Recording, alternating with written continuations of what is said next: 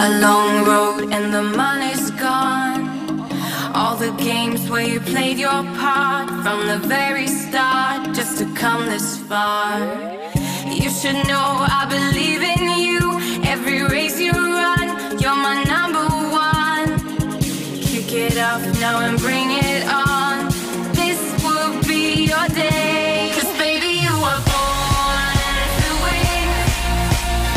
Never give up, never give in. You were born to win. Your destiny is victory. Yeah, yeah, yeah. Baby, baby, baby, baby, yeah, yeah, yeah. Baby, you were born to win. You set it up and you knock it down. You're all set now to rock this town. You don't really need to play it low. Just get up and go. This is all your show. You should know I believe in you. Every race you run, you're my number one. Kick it off now and bring it on. This will be your day. 'Cause baby, you were born to win. Never give up, never give in. You were born to win. Your destiny is victory. Yeah, yeah, yeah, yeah. Baby, baby, baby, baby, yeah, yeah, yeah. Baby, you were born to win.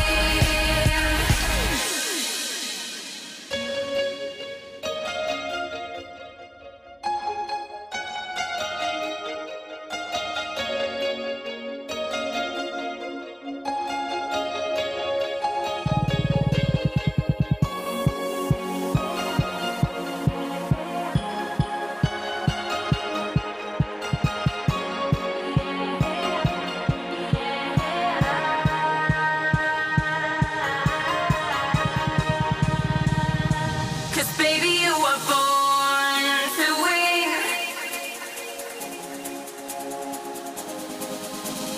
Born to win. Your destiny is victory. Baby, you were born to win. Never give up, never give in. You were born to win. Your destiny is victory. Yeah, yeah, yeah. Baby, baby, baby, baby, yeah, yeah, yeah. Baby, you were born to win.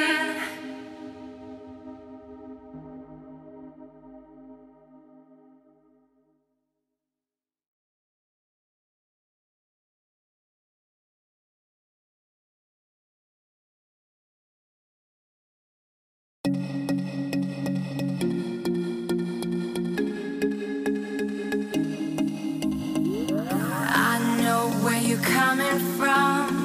A long road and the money's gone. All the games where you played your part from the very start, just to come this far. You should know I believe in you. Every race you run, you're my number one. Kick it off now and bring it on. This will be your day. 'Cause baby, you were born to win. Never give up, never give in. You were born to win.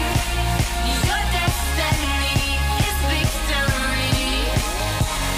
Yeah, yeah, yeah. Baby, baby, baby, baby, yeah, yeah, yeah.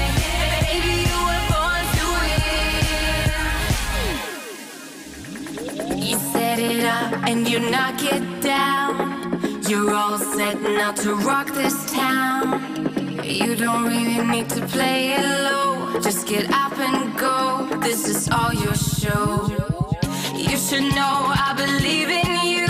Every race you run, you're my number one. Kick it off now and bring it on.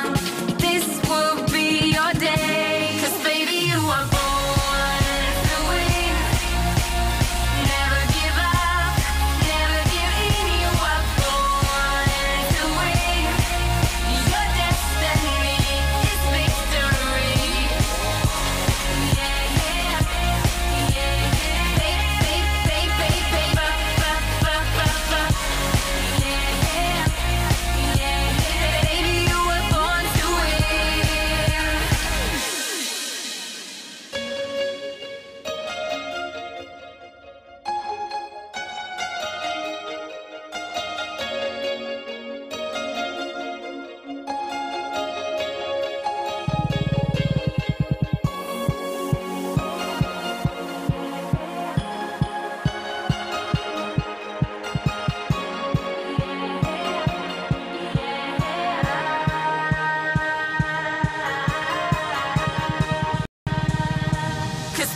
you were born to win.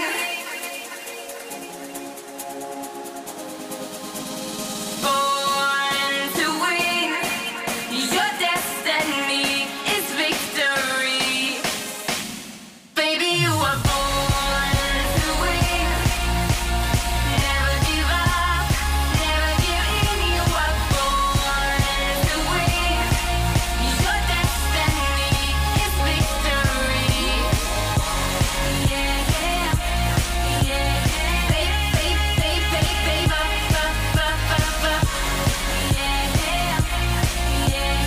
Baby, you were born to win.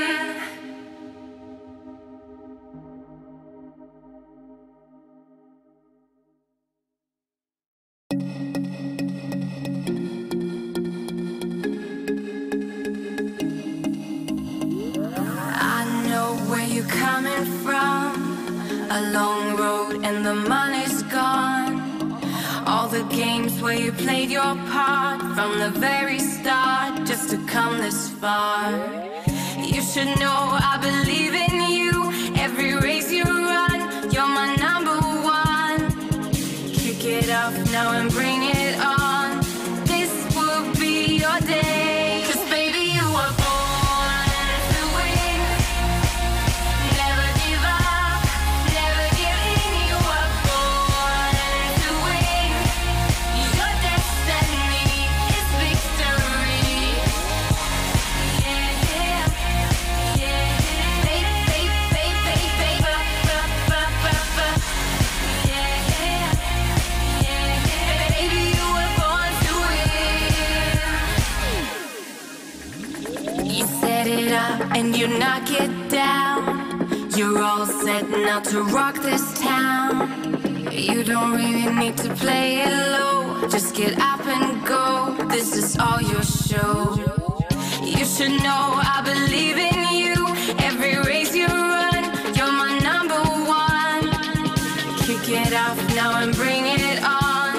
This will be your day. 'Cause baby, you were born to win. Never give up, never give in. You were born to win. Your destiny is victory. Yeah, yeah, yeah.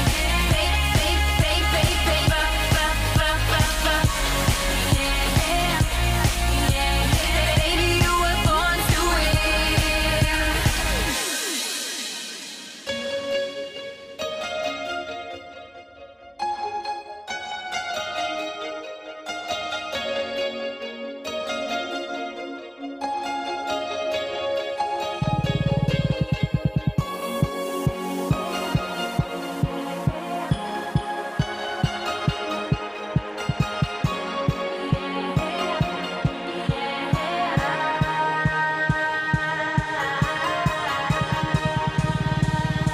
Cause baby, you were born to win.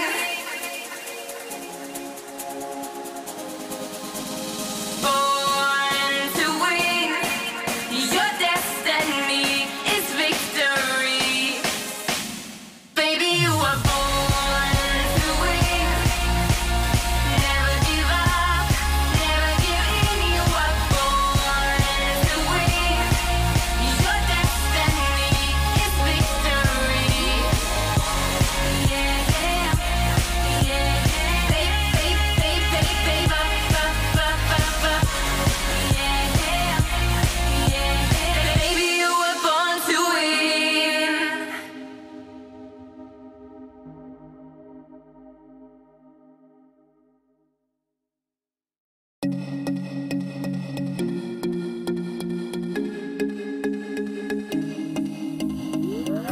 I know where you're coming from. A long road and the money's gone. All the games where you played your part from the very start just to come this far. You should know I believe in you. Every race you run, you're my number one. Kick it up now and bring it on. This will be your day. 'Cause baby, you were born to win. Never give up, never give in. You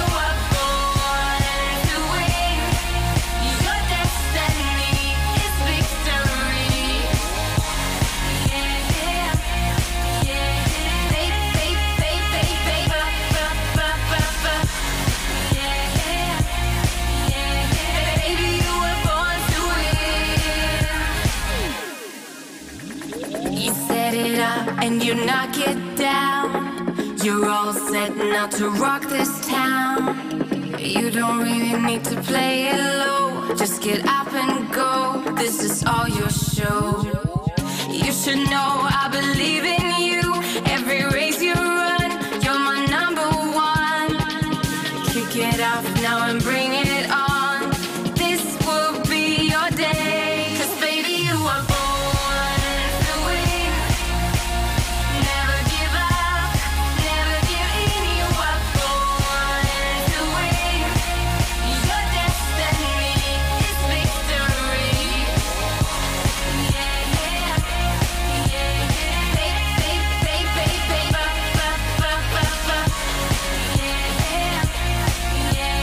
Baby, you were born to win.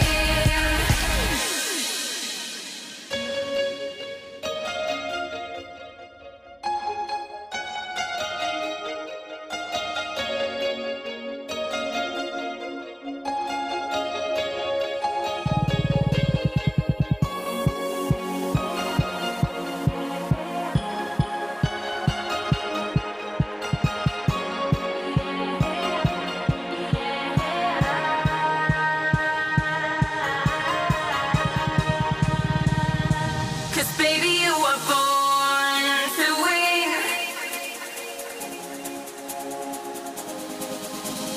Born to win. Your destiny is victory. Baby, you were born to win. Never give up, never give in. You were born to win. Your destiny is victory.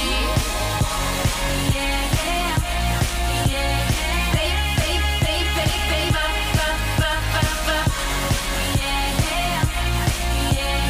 baby, you were born to win.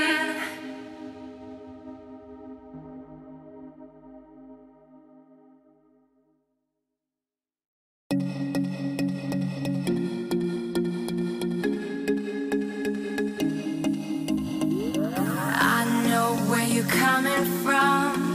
A long road and the money's gone. All the games where you played your part from the very start just to come this far. You should know I believe in you. Every race you run, you're my number one.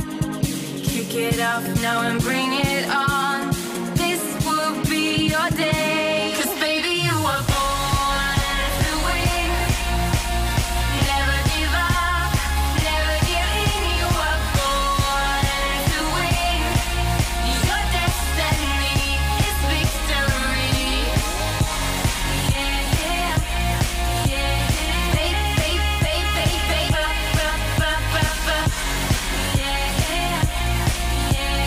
baby, you were born to win. You set it up.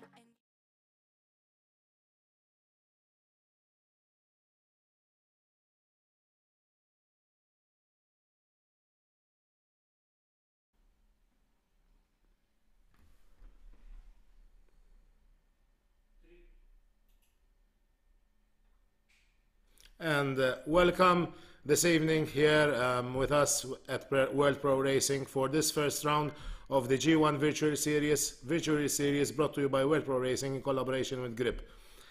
Together with us today we have George as a steward, Justin obviously enough taking care of the race and all the broadcast and commentating this race of today that will be at Imola Track. We have Jake Sanson and Caitlin Penny. On to you.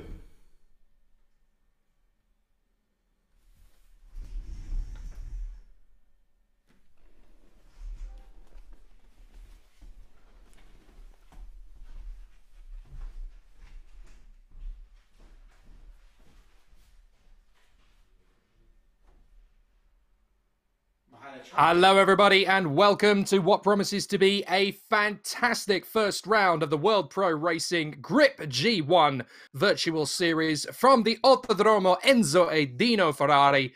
Well, of course, everybody knows it as Imola. It is, of course, the fantastic former Grand Prix venue We're really excited to be getting on with this first race of the championship. I'm Jake Sanson. Beside me is Caitlin Penny. This is going to be a really interesting first round to the championship, Caitlin. We're going to see some really exciting new talent trying to bid for that brand prize, of course, which is the test day at Varano in the actual Griiip G1 race car. Yeah, absolutely. And I'm going to be so jealous of whoever wins this, Jake, because it is a fantastic car. Reminds me of a retro Formula 3000 car, kind of mixed with a modern slicks and wings single-seater. And it's a fantastic car to look at and to listen to and to race. And race is what we're going to be doing today with a very interesting driver lineup as well. We've got some really quick guys at the front. Kevin Siggy, who challenged for the championship in our Porsche series last year, actually came second in that. Dean Vella, who has a point to prove, actually, after losing out to Leslie Oliphant at our Formula 3 race at Imola by just 0.003 of a second. So he wants to get back at a chance to win here to kind of redeem himself on that one. And then we've got some new faces as well. I don't recognise Camille Franchak, but he's been putting in some quick laps, as well as Alberto Spittarelli and a couple of other guys. So it'll take us until at least the end of the first session to see who's going to be a contender here, Jake. Yeah, I've got my eye on Alberto Spittarelli. I was watching him through the practice sessions that we've been having over the course of the last hour or so. He looks pretty feisty. He's got some good rhythm and good speed. And in these cars, when you've got low grip at the start of a session, that's what you need. You need to have good fluidity, good rhythm and pace. And here at the Imola circuit, you need to build up a good rhythm. We've seen many races here over the years, Caitlin, in different formulas. The last race I managed to commentate on at Imola was actually the European Touring Car Cup back in 2016. It's a really tricky circuit to get used to. You've got to build up that rhythm, and consistency is the key. Yeah, absolutely. It's a rhythm circuit. There aren't really many straights to separate your corners, so it's all about keeping up that momentum and just making sure you don't dip any wheels into the grass, because the grass is right by the edge of the circuit here, as well as some very high curbs, especially at the Variante Bassa chicane. Very high curbs there. And then you've got Acqua Minerale as well, with almost gutters on the outside as well. So there's plenty to catch you out. And if you find some traffic, as I'm just seeing Danilo Smariglio doing that, it can really throw off your pace. What was that, Jake? There was a couple of cars coming together during that little section on the way out of the Acqua Minerale section of the circuit. So already a few drivers trying to find as much to find around the circuit as possible. Looks like Ross McFarlane has had to bring it back into the pits out of that hot lap. Several drivers, obviously, in this one, and they all want that grand prize, which, of course, is the run around the Varano circuit in Italy in the Griiip G1 car, which, of course, is designed in Israel, built in Italy. It's been growing in stature and strength as a racing series out in Italy, and it's going to be brilliant to see at the end of the championship, which, of course, wraps up in the early part of April, who is going to come away with that testing date. It's one of the great factors of virtual racing. You get the virtual series that runs in correlation to the actual full-blown racing series. And obviously, there have been some qualifiers through the course of the last few weeks in the latter part of 2018. And obviously, there are 5 rounds for the divisions. They've obviously got to make sure that the drivers are up to speed on each of the circuits at Imola, Vallelunga, Maggione, Varano and Mugello, only one of which I've actually been to in person, of course, and that is Mugello. A fantastic championship with lots of great racetracks to go through over the course of the proceedings. The race rules are perfectly simple. For those who are hardcore sim racing fans, you'll pretty much know the drill. It's an open setup, no ABS, no traction control. You're allowed tyre blankets. Tyres out, you're allowed to. In-game penalties apply for this, and we're using the Assetto Corsa mod for this. Live penalties are also given by the race stewards during the race, and that's everything from a 5-second to a 10-second drive-through penalties, even disqualification for poor driving standards. And these guys are the race stewards in the actual world of motor racing in Malta, so they do know a lot about officiating professional motorsports. So it's going to be really interesting to see how that transfers to the racing series. The weather's obviously being set by World Pro Racing on the server prior to the round. There are variations of weather during the event, potentially. Dry at the moment. It's about 21 degrees air temperature. There's no wind, no crosswinds. So there's about a 30-degree temperature for the asphalt. And that makes it nice and grippy, Caitlin. The tyres will get up to temperature quickly. For qualifying, we should see some really hot laps. Yeah, certainly. And hello to everyone in the chat who are watching us today. I see we've got Silvio Santalucia shouting, I think cheering for Yuri. That'll be Yuri Mastro Martino there. And also Risto Capit cheering on Kevin Siggy. Well, you'll be pleased to know Kevin Siggy's just gone to the top of the order there, Risto. So that's a good lap from Kevin there, his first flying lap. I said Kevin would be one to look out for earlier, and we're watching him now on the stream there in that really nicely liveried Edge Esports car.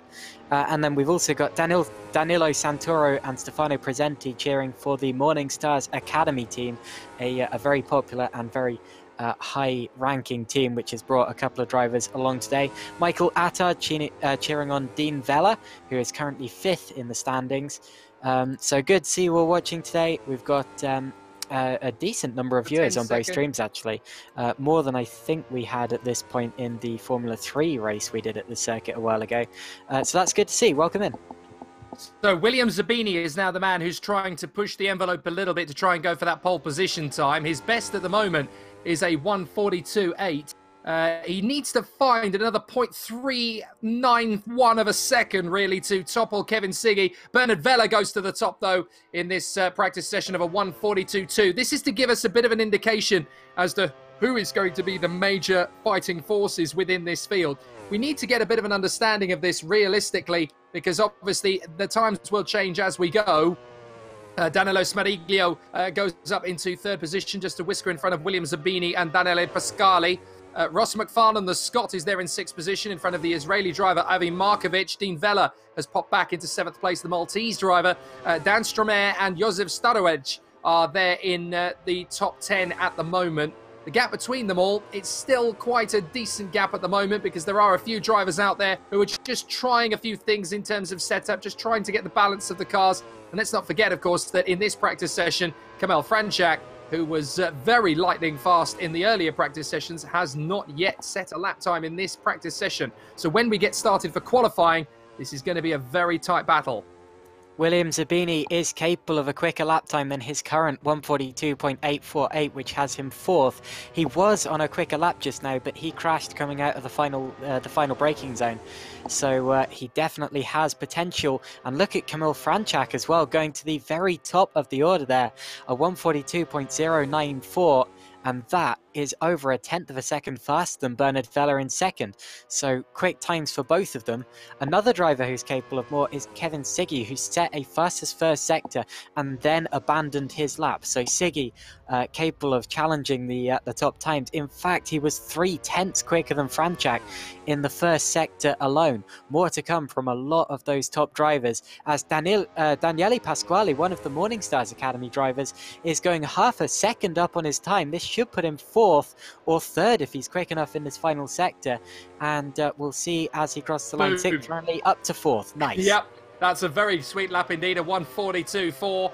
Kamel Franchak currently top on a 1:42.0. That's the sort of pace we expected from him. 7/10 of a second between the top 7 at the moment, with the likes of Avi Markovic, Dean Vella and Dan Stromer just getting up to speed for the RPM Esports squad.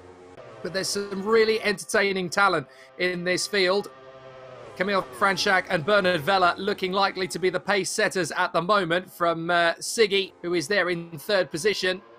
Daniele Pascali, Ross McFarlane and Daniele Smariglio at the moment is there in 6th position. Smariglio is going to be an interesting factor, because he's still within half a second of the pole time as it would be at the moment for Kamil Franchak. But I have a feeling that there's a little bit more to find. I should point out, actually, this is the largest grid size we have ever had at World Pro Racing. We have 20 drivers in the field today, and that is larger than the previous amounts we've had. I think our previous record was 18 or 19. So we've beaten that, and it's great to see so many cars here today. At a tight and twisty track, that does mean that traffic might well be an issue, especially in practice and qualifying, and maybe in the race at some stage as well. But yeah, fantastic to see so many drivers in the field today, and so many quick guys as well. Look at those top times. We have currently 7 drivers within a second of the top time, and several more pushing to get in there. So good to see everyone here, and so many people improving on their times as well. Franchak improving by a 10th in the first sector. Vela also on a good time, as Kevin Siggy goes 2 tenths up, approaching the end of the second sector. This is great. Yeah, interestingly, Enzo Ferrari used to call this place a small Nürburgring, would you believe? 4,900 meters in length, 12 turns, 12 corners to the left, 9 to the right, and a fantastic circuit this is. It's put on so many incredible races in multiple formulae over the course of the last few decades. First hosting a Formula One event back in 1980, of course, when it replaced the Italian Grand Prix at Monza for just the 1 year before getting its own permanent spot on the grid for the San Marino Grand Prix thereafter, from 1981 all the way to 2006. And some of the corner names at this place are ingrained in the sport's history. Tamburello, Tosa, Piratella, Variante Alta, Ravazza, Acqua Minerale. They are some of the toughest corners in motor racing. It's a perfect choice of circuit, Caitlin, for us to start this very epic contest, which of course is going to lead to drivers getting behind the wheel of the real car. Well, it's legendary. It's the most legendary circuit on our calendar, and it's a great place to start. Kevin Siggy there goes to the top of the times again. 141.953 is the first driver to do this track in under 1 minute and 42 seconds. But let's also watch Daniele Pasquale, who is about to do very similarly, I think, as he goes up in the second sector, and Ross McFarlane pushing as well will probably be about 2 tenths slower than him on this time. Pasquale out of the final corner, and this is on for second at the minute, I predict, as he's approaching the line. It was a purple middle sector, fastest of anyone, and indeed he goes to second. But those weren't great first or third sectors actually, and he has been quicker in both of those. So that's another driver who has more to show there.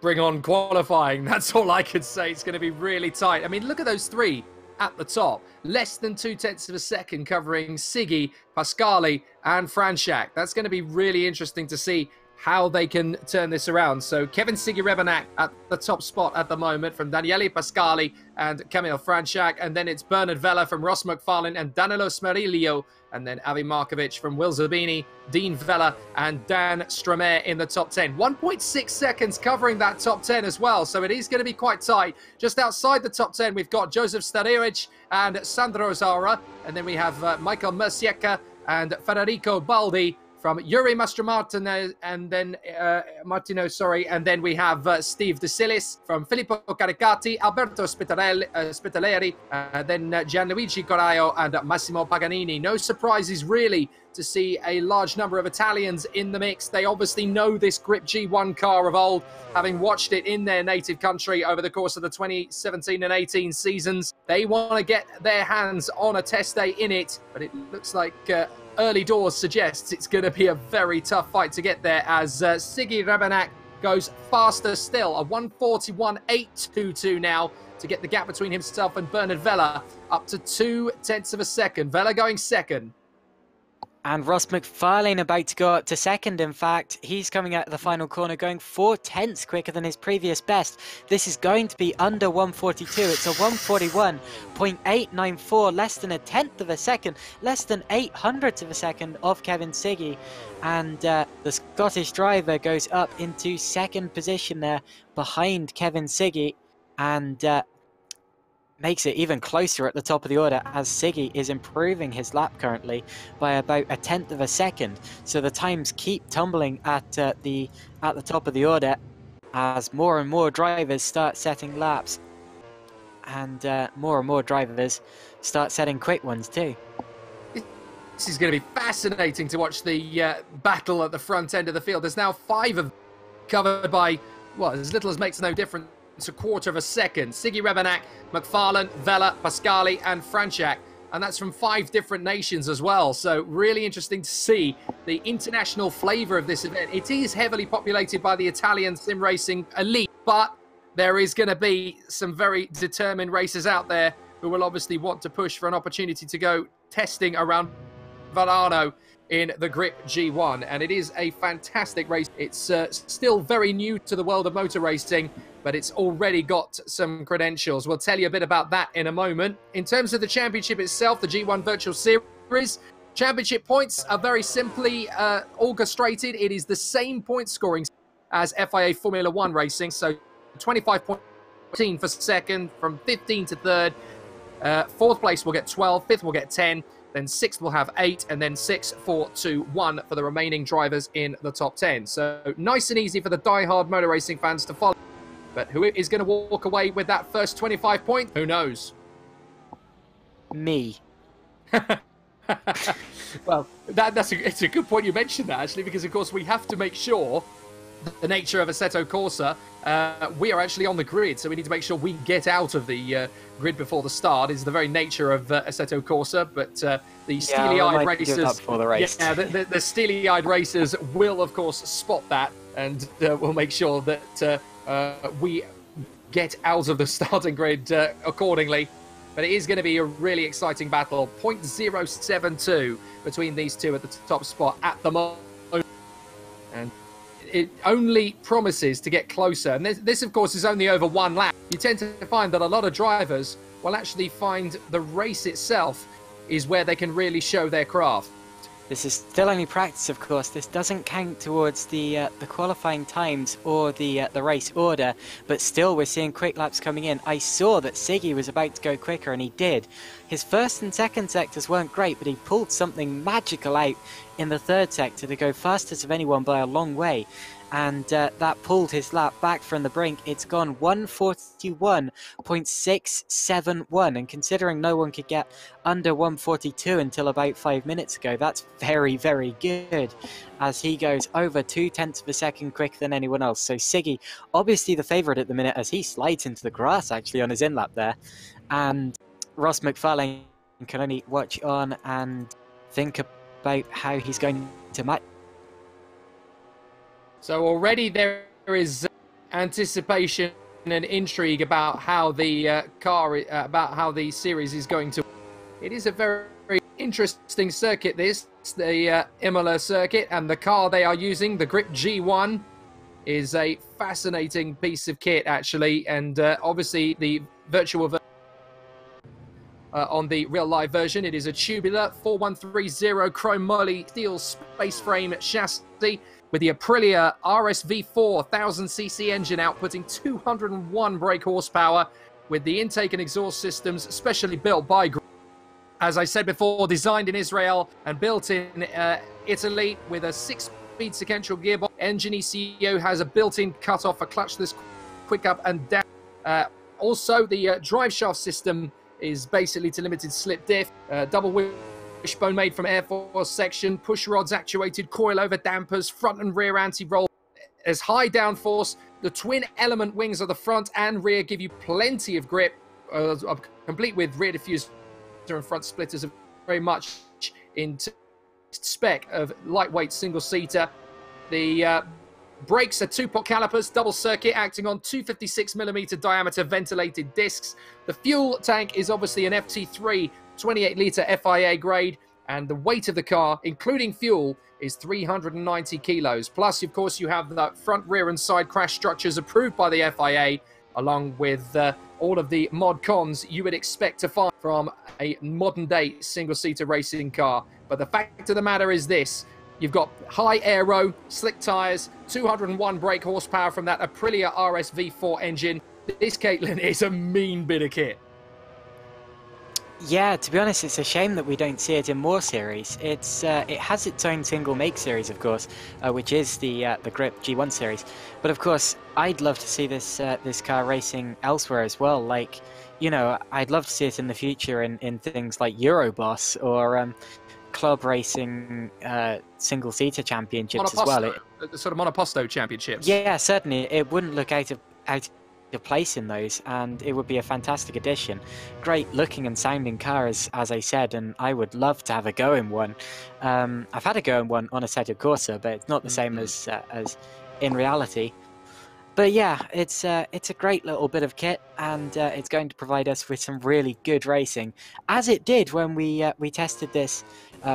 We had a one-off race in 2018 at the Vallelunga circuit, and that went really, really well. Actually, it was so unpredictable. Only 6 drivers in that, and it was already one of the most manic and unpredictable races that I'd ever seen. Now we've got 20 drivers. Let's see how this is going to go.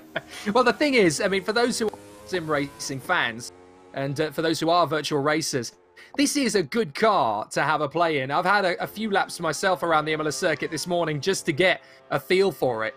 And it does have an amazing quantity of grip straight off the bat. You've got plenty of speed, lots of rhythm.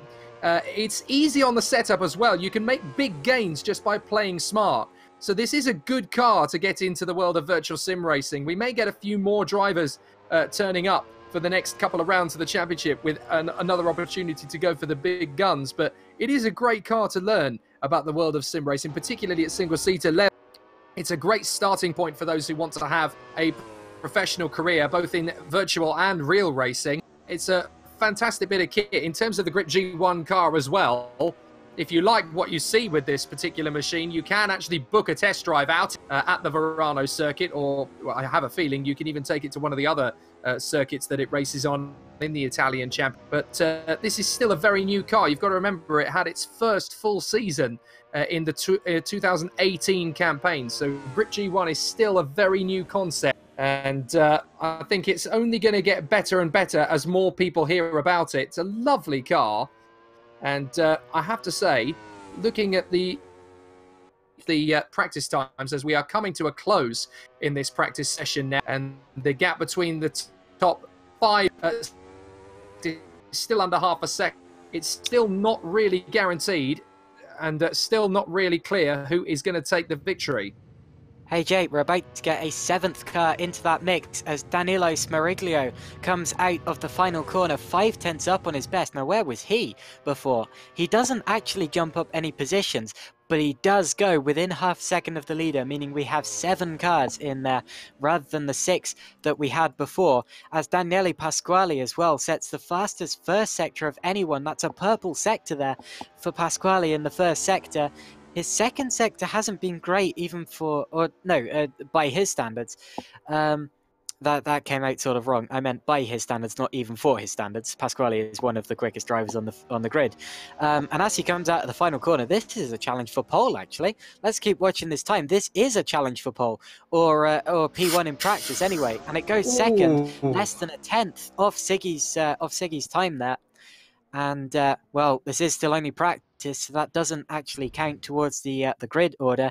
But it's a great insight into who's going to be quick in qualifying. So at the end of practice, there it's Siggy who took the fastest time from Pasquale, McFarlane, Vella, and Spitaleri, the top 5. Kamal Franchak in 6th position, Danilo Smariglio in 7th place, still within half a second of the top spot. From Dan Stromae, Avi Markovic and Will Zabini, then Dean Vella, Josef Stawarich, Sandro Zara and Gianluigi Coraio, Michael Masiecka, Federico Baldi, and then Joro Mastromartino, Steve DeCellis, Filippo Caricati, and Itamar Yativ. So this is going to be interesting to see how the 20 drivers will fare. Some of them are still getting up to speed, don't forget, but all of them want to make a big impression. If you've just joined us, you're about to get right into the hot seat for the Griiip G1 Virtual Series, Round 1, 2019, from the Autodromo Enzo Edino Ferrari, known to all of us, of course, as Imola. 4,900 meters of high-octane, intense Italian motor race circuit. I'm Jake Sanson. Beside me is Caitlin Penny. We're with the World Pro Racing tonight with the Griiip G1 Virtual Series. And this has already got all of the makings of a high-octane, high-challenge, gripping, to coin a phrase, exciting championship. We're really excited to see what these guys can do. You stole my joke. Admittedly, it was quite an obvious one. Plagiarism is the best form of wit. Absolutely. So there we go. I'm excited actually, because we can obviously see, these cars, 201 brake horsepower from their Aprilia engines. They are going to get some amazing grip off the start. That run to Tamburello on the first lap of the first race of the season is going to be very intriguing. There's going to be a lot of drivers who will want to make an impression straight out of the blocks, Caitlin. But the officials, we've got professional motor racing judges of fact who are going to be keeping an eye on the driving standards. This is going to be fascinating. It's really good, actually, to see how professionally this series is run. It needs to be, because it's a very high-ranking series. But indeed, it is run very well. We've got professional stewards here who watch these drivers' every move and judge to the best of their ability. They know what they're doing. They secure the sponsors. We have some fantastic sponsors here as well, who I'm sure Adrian is going to thank later. And yeah, it really is a very, very good series, and a great representation of sim racing. If you're watching us in the on YouTube, Facebook, or Twitch, it would be great if you could leave a comment. I will be reading out a few as we go throughout this race weekend. Good to see a couple of names I recognise in the YouTube chat as well. Gergo Baldi joining us today, saying, "Oh, another Baldi, another Baldi." It's very true. Yes. Federico. Yeah, there you go. Yeah, I take it they're not related then. No, I don't think it's the Hungarian powerhouse that is Gergo Baldi. Yeah. Gergo Baldi, but great to see the Gergo. And obviously we had Risto Capit watching along to big up his buddy Kev Siggy Rebenak.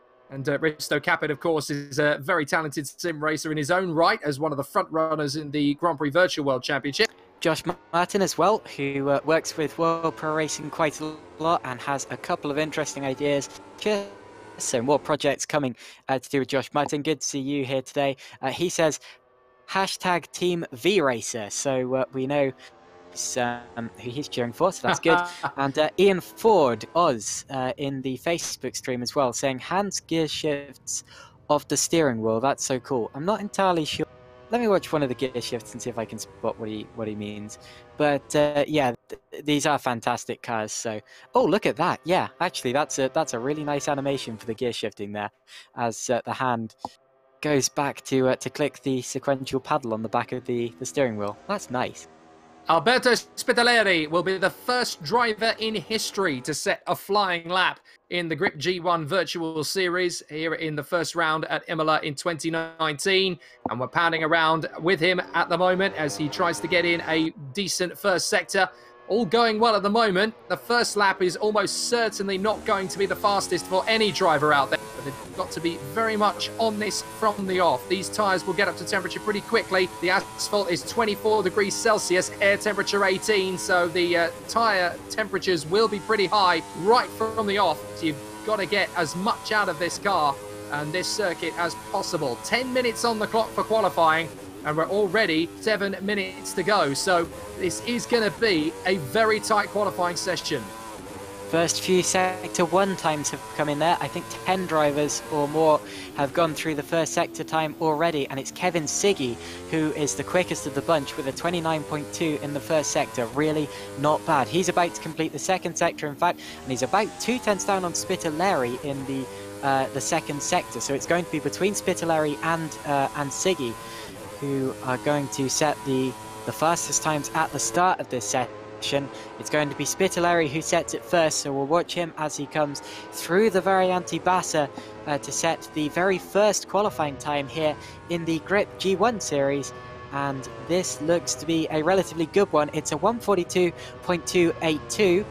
We know the cars can go almost a second quicker than that, but it's a decent first time. Franchak beats that. Rebenak's done a 142.244, 5 thousandths quicker than Franchak. This is game on already. Yep, Kevin Siggy Rebenak goes to the top, 142.244. Franchak second, Spitaleri third, Vela fourth, Yativ fifth, and that's the first time we've mentioned Itamar Yativ in this race. He was our pole sitter actually when we did the Tatus F4 challenge at the Circuit Gilles Villeneuve, so he has more pace than he's shown so far as well, and might be one to look out for later.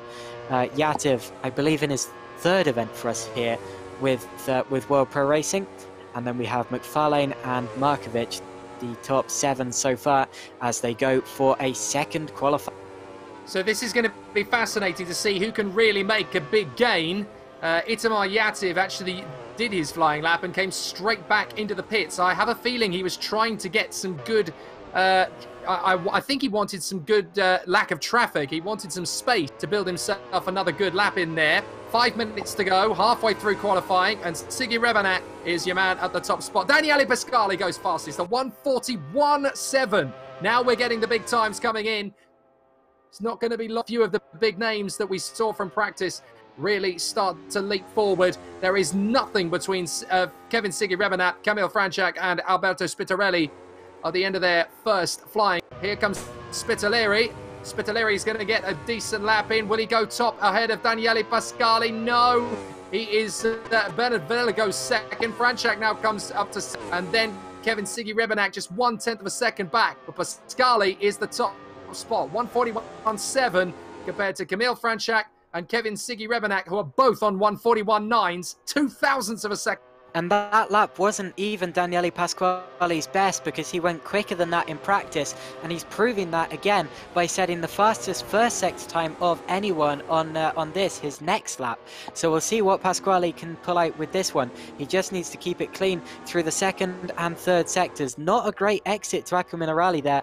He went a little bit wide, missed the apex slightly, and run over the curb on the outside, and that's showing in his second sector time. He's about 0.2 down on what he did on his previous lap there, so not a great second sector for Pasquale, but we've still got the third sector to go. He only needs to find a couple of hundredths of a second to beat his practice time, and then he can set about beating the top times in qualifying as well. He's currently top of the order, but I'm seeing several drivers who look like they're about to go quicker, including Sigi Rebanak and Bernard Vella, who just set the fastest second sector time event. No, Sigi Rebanak went quicker in the second sector. So two guys there, currently third and fourth, who are about to be first and second, I expect, as Pasquale crosses the line and does not improve on his previous bet. Itamar Yativ will have the red mist. He just got balked on what looked like it was going to be a very strong first sector. So Itamar Yativ will be absolutely spitting fumes there. Really unhappy with that one. 3 minutes to go in the session. He has got time to put in another good banker as Camille Franchak comes over the line and improves to a 1:41.783. That's less than 1/10 of a second off Kevin Sigi Rebanak, who's on the 1:41.6 as we know. Franchak third from Vella, Spitaleri, McFarlane, Yativ, Markovic, Zabini and Stromae. So Sigi Rebanak now at the top of the order. 1:41.692. Dan Stromae goes sixth. Sorry, Dan Stromae's just popped up into the top six. We need to keep an eye on him because he much of a factor in practice, but now he's getting up to speed. Yeah, that's great, but less than 1/10 of a second separates the leaders now as they both go onto flying laps again, and still no one's quite quicker than the best time in practice yet. So definitely still more times to tumble, as we've got 2 minutes left to do it in, and Daniele Pasquale sets a good second sector. His first sector was slightly off what he's done before, but it looks as if he's about to go up to first place. Bit of traffic up ahead, but they look ahead not to affect him here, and he might end up getting a little toe off them, which will benefit him here down the start-finish straight, and that is going to be pole position here for Daniele Pasquale, but maybe not for long, because Sigi Rebanak just set the fastest second sector time of anyone. Pasquale goes fastest in the third sector, and it's a 1:41.572, and that's the fastest lap of the weekend so far, over 1/10 of a second quicker than Sigi Rebanak so far, but Rebanak is coming back to him now as he comes out of the final corner. Oh, and a big tank snapper from Sigi Rebanak. He really pushing it. Is he going to be able to catch the lap despite getting the back out of the car? He wants to hold it to the line. It's not going to be an improvement. That final turn out of the second apex of Ravazza really killed his... Now he's only got one more chance to bag pole position away from Daniele Pasquale. But when you look at the fact that Franchak and Vella are 3 to 4/10 of a second back on the second run, Kevin Sigi Rebanak really has to be composed and dig deep for this qualifying lap. Can he bag? Pasquale has backed off, so Pasquale will not be going any faster, and Sigi Rebanak has backed off now. So that means the top two in this session are not going to be any faster, and that means it's all down to the driver's behind. What about Franchak? What about McFarlane? What about Vella? they're the only drivers who could change things here, with Franchak going a 10th up on his best in the first sector, but they need to pull, and he's backed off. So that's the end for Franchak, and I believe that means it's going to be pole position for Daniele Pasquale, as none of the drivers behind look as if they're putting in real attempts. Danilo Smariglio goes 5th at the minute, as the checkered flag is going to come out in just, well, now. Well, Smariglio has got one more chance because he started another flying lap. So Vela is on a flying lap. I'm not sure he's backed off. He's still pushing. So Pasquale, Sigi Rebenek and Franchak look deadlocked in that order. But will it be an opportunity to move forward for Bernard Vela? I'm not sure. We're going to have to figure it out as they go. Out of the final turn, Vela is on the flyer. Is he going to be able to make a gain? 1:42.026 is his best time to beat. Can he go faster? No, he hasn't made it. I think he realised he wasn't going to make it, and therefore Smariglio is still pushing. No, he isn't. Smariglio has also he's backed out as well. Yeah, Ross McFarlane goes 5th. He goes 5th, and that is the end for him as well. Dean Vela is the only other driver I see who is actually on an improving time in the final sector, but he's currently 12th, so he's not going to be a challenge for pole. And that means pole position goes the way of Daniele Pasquale in the Morning Stars Academy car, followed by Kevin Sigi Rebenek, Kamil Franchak, Bernard Vela and Ross McFarlane. And actually, Pasquale was the only driver to go quicker than the fastest lap in practice, which is really surprising. But drivers obviously just not being able to put together the laps they were capable of today. Wow, that's really fascinating. We've been able to see some really good performances then from the drivers. They've given us a really sensational qualifying session. Daniele Pasquale in pole position from Kevin Sigi Rebenek, Kamil Franchak, Bernard Vela and Ross McFarlane in the top 5. Less than half a second between them all. And then it's Danilo Smariglio, Alberto Spitaleri, Dan Stromer, Itamar Yativ and Avi Markovic in the top 10. Following them, it's going to be William Sabini, Dean Vela rather, Gianluigi Corau, Josef Stavire, I think, Sandro Zara, Michael Machea, Yuri Mastro Martino, Filippo Caracati, or Charachati, or something like that. Steve DeChellis in 19th, and then we have Federico Baldi rounding out the grid in 20th place. Great to see such a large grid here today.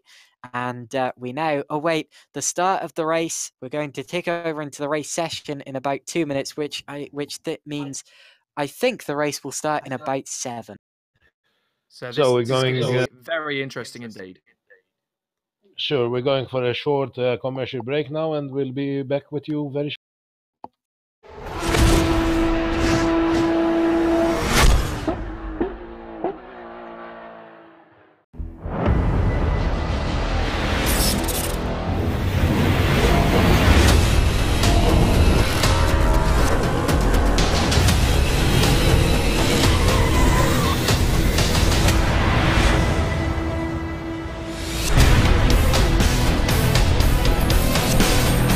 A really good race, really fun.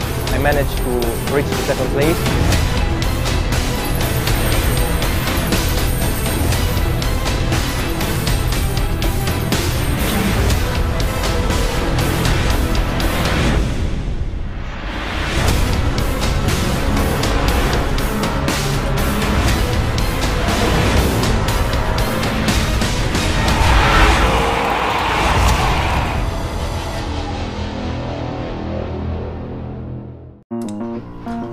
Needs a photographer, an editor, and a designer. With Fiverr, she'll find them all by making just one stop. For a change. Fiverr. Find thousands of freelance services in one place.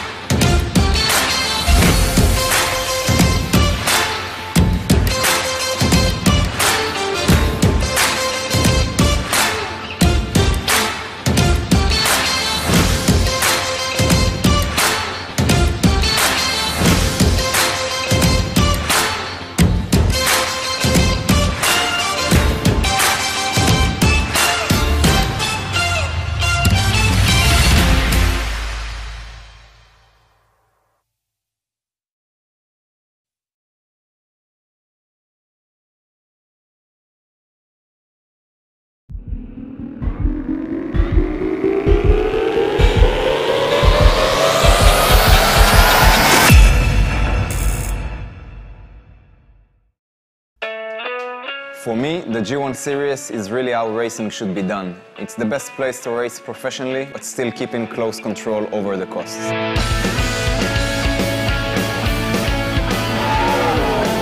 Driving the G1 is amazing because it's a really powerful car. It's really easy to drive, so you feel immediately connected with the car.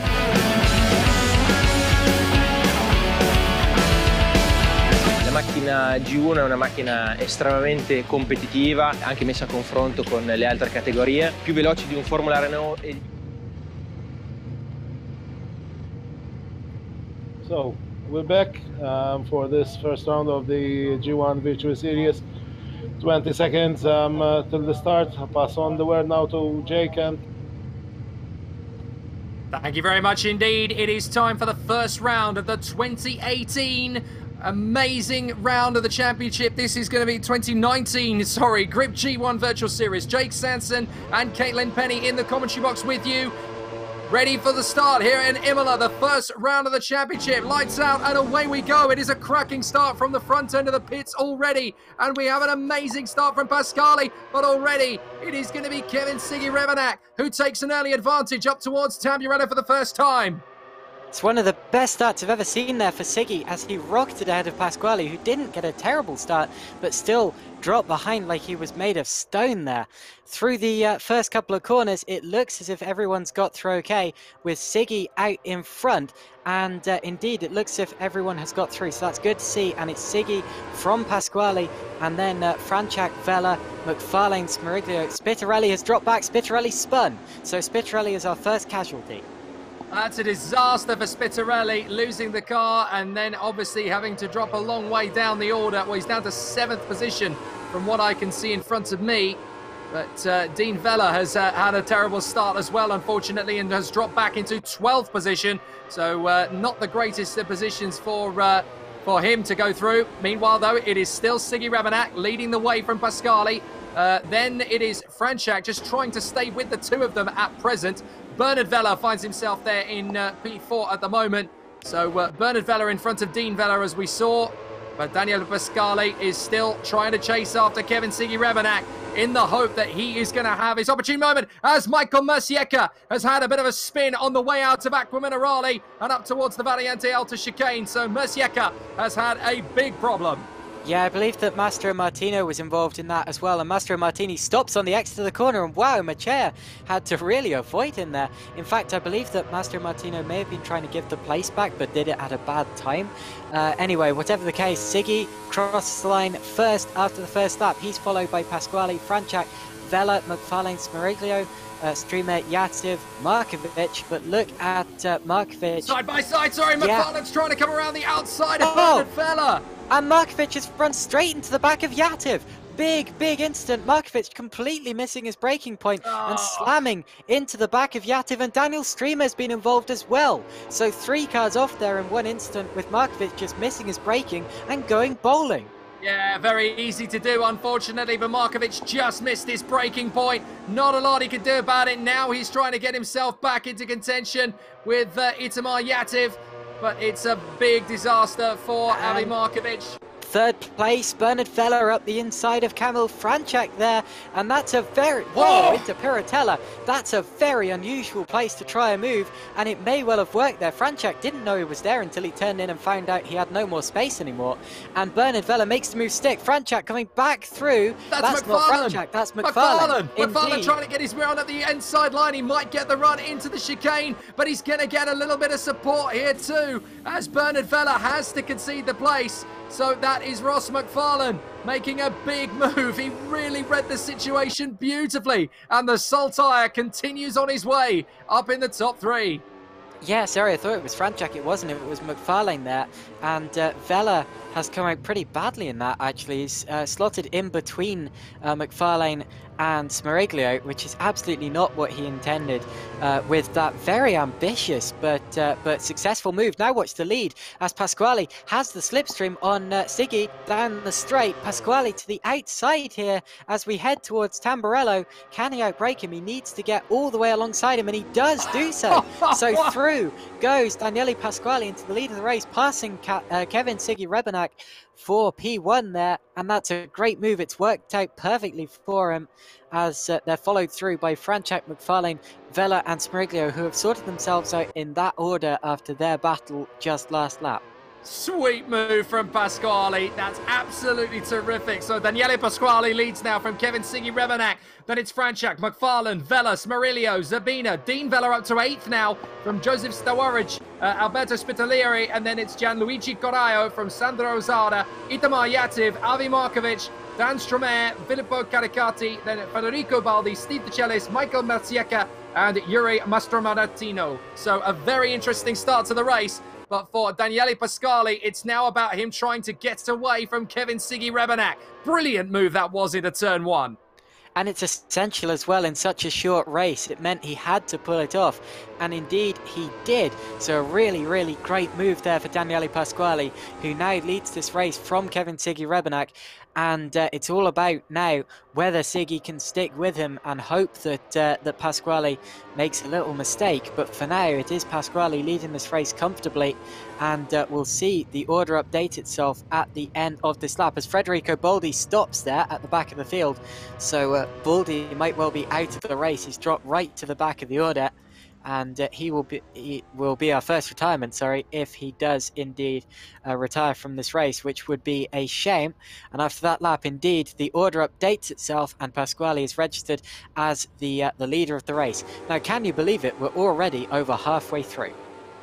Well, I'm not sure Bernard Vela is done yet. He's still giving a bit of pressure to Ross McFarlane. He is chasing him down and has not shaken him off at all. He wants to get right in the wheel tracks. It's almost as if Bernard Vela is just allowing McFarlane that comfortable bit of breathing space to preserve his own tyres, preserve his own car a little bit, and come back at him with a couple of minutes to spare.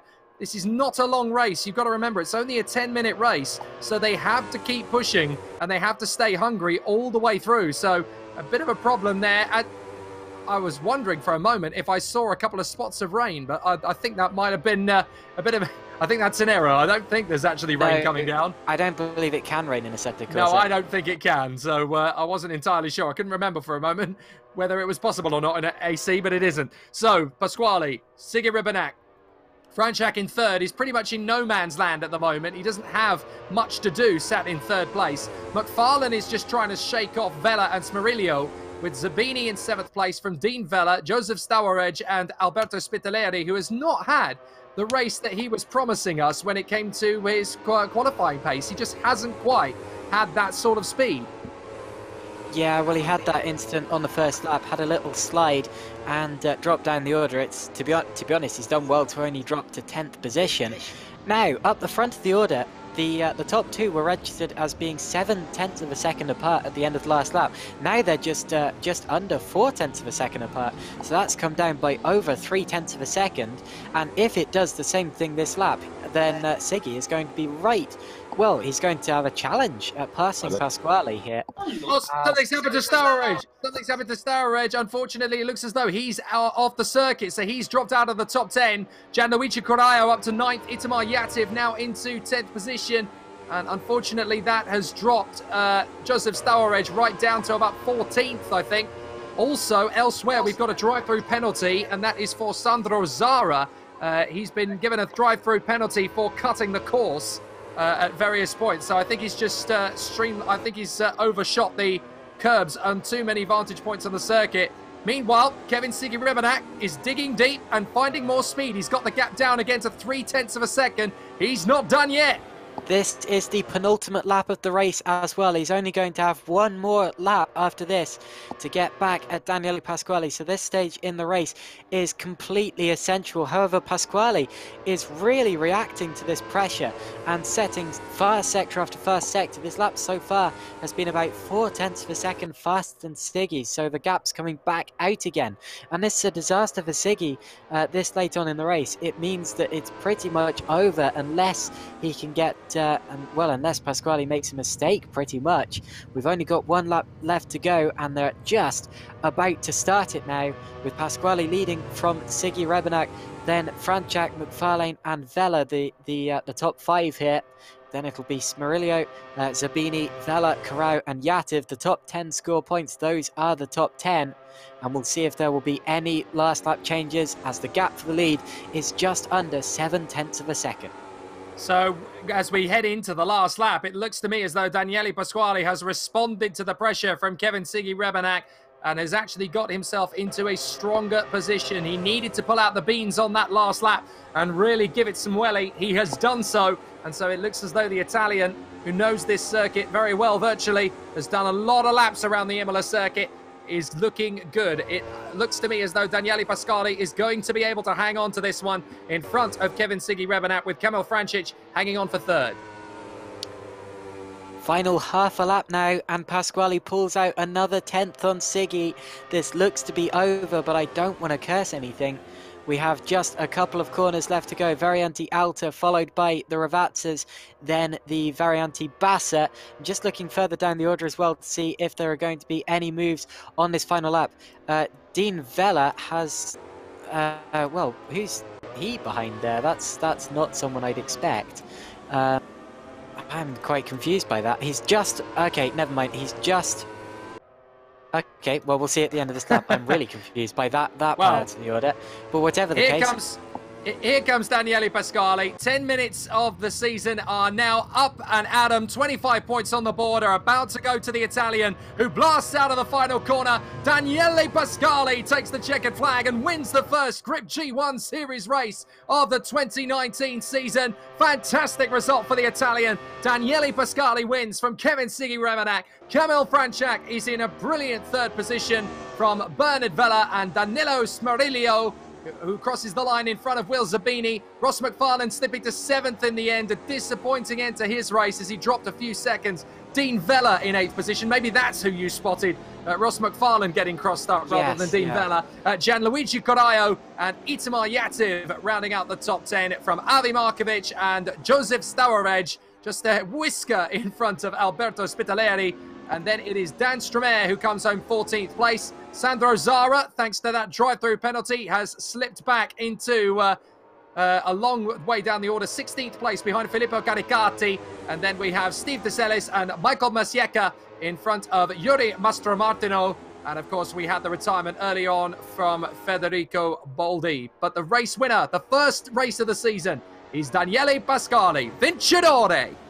Very, very nice there from Daniele Pasquale. McFarlane must have dropped back on that last lap. That's why I was confused, because I couldn't work out who Vella was just behind in terms of the order. I believe that McFarlane went into the final lap in 5th place and he dropped to 7th. So I wasn't expecting that, but whatever the case, indeed, great result there for Daniele Pasquale, as we're just about to see Mastromartino there, our last finisher, crossing the line almost 90 seconds behind the leader. Everyone has now finished the race, and it was a really entertaining first race, a really close finish as well. Less than a second separated the top two there. Really, really good. And that was one of those races that could have been double the length and still would have been too short. Absolutely right. I think Kevin Siggy Rebenak could have had a little bit more in the tank had it not been for the fact that the race was only 10 minutes in length. If there was 15 minutes, I have a feeling there would have been a bit more. Now, there is going to be a little bit of clearing up to do, of course, when you consider that there is going to be some penalties to hand out. According to the graphic I've got in front of me, Kamil Francic has got one for a drive-through penalty for speeding, but as it's post-race, I'm not sure that's going to be applicable. But Daniele Pasquale takes the victory provisionally from Kevin Siggy Rebenak and Kamil Francic. Bernard Vella in 4th place from the Italians Danilo Smerilio and Will Zabini from Ross McFarlane, and the Maltese drivers Dean Vella and Gianluigi Corraio. And then rounding out the top 10, Itamar Yativ. A very interesting race there. Plenty of top talents in the mix, but the Griiip G1 Virtual Series first race win goes to Daniele Pasquale. So now we're going to go for a short commercial break, and we'll be back for the second practice session, our second qualification second session, and second.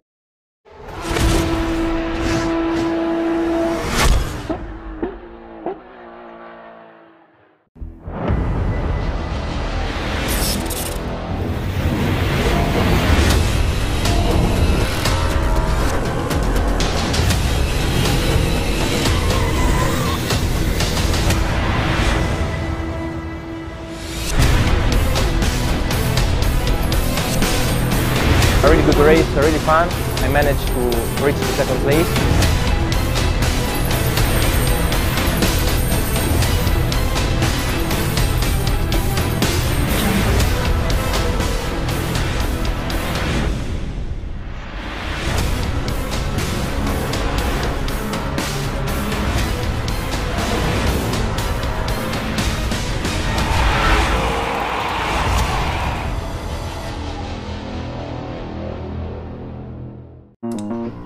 Emily needs a photographer, an editor, and a designer.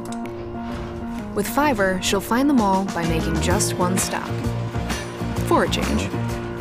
Fiverr, find thousands of freelance services in one place.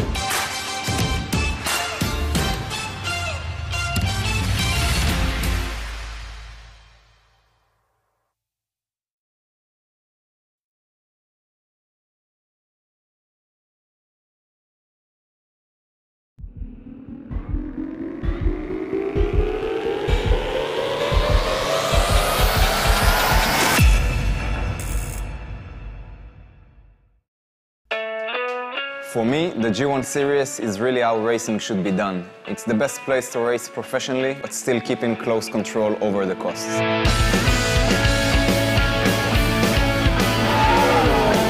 Driving the G1 is amazing because it's a really powerful car.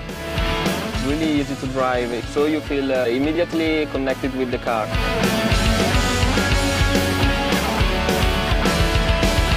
La macchina G1 è una macchina estremamente competitiva, anche messa a confronto con le altre categorie, più veloci di un Formula Renault e di un Formula 4.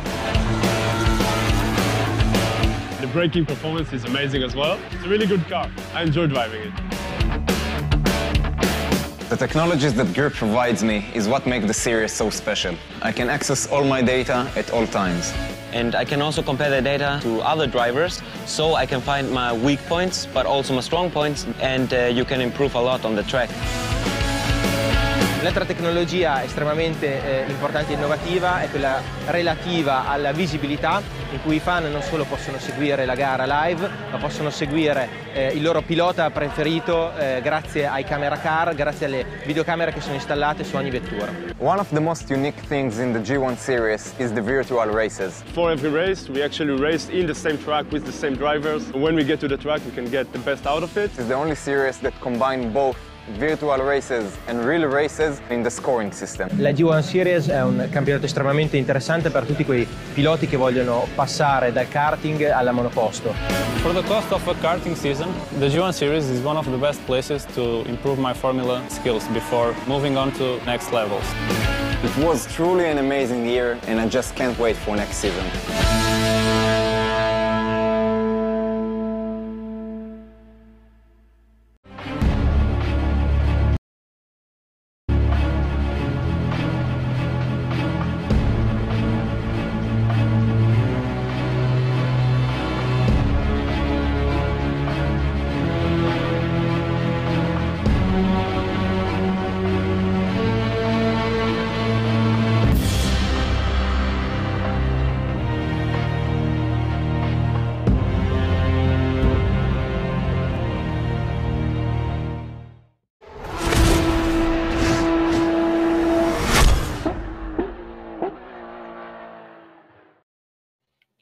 And welcome back to this first round of the G1 Virtual Series by World Pro Racing collaboration with Griiip. We're here now for the second qualification session and second race of today. Here at Imola, together with us, Jake Sensen and Caitlin Penny. Thank you very much indeed, Adrian. Yes, it's going to be a fascinating second qualifying session now. We know a little bit about what to expect from the cars and from the drivers here at the Imola Autodromo circuit. So let's see what we can get out of this second session, Caitlin. There's going to be a few drivers with a score or two to settle here. Yeah, in fact, qualifying one was not an accurate representation of what the drivers could do, as I'm not entirely sure why, but for some reason they weren't able to set times anywhere near what they were doing in practice, all with the exception of our pole sitter, Daniele Pasquale. So we'll see what ends up happening in this race, or no, in the second qualifying, sorry. But there are definitely a couple of drivers who will feel that they could do a lot better than they just did a few minutes ago, and will want to improve on that. So let's see what happens. So there's definitely going to be some drivers to keep an eye on. We need to watch out for Kamil Franchak, who will obviously want a little bit more from the race from this qualifying session than he got in the first. Kevin Siggy Rebanak, very nearly on pole position the first time around. A few drivers who have the potential to be that fast, who just weren't able to get the car switched on quickly enough. Then we have obviously the likes of Ross McFarlane is in that mix as well. Then you've got to consider the possibility of people like Bernard Vella, who has that one-lap pace. He just needs to transfer it into a qualifying lap. And then there's Danilo Smerillo as well. Lots of drivers who have this opportunity to move their way forward. So it's not quite a given yet who is going to be on the top spot. There's a lot of drivers who could take this second pole position. And of course, it's up to Daniele Pasquale to prove he still has what it takes.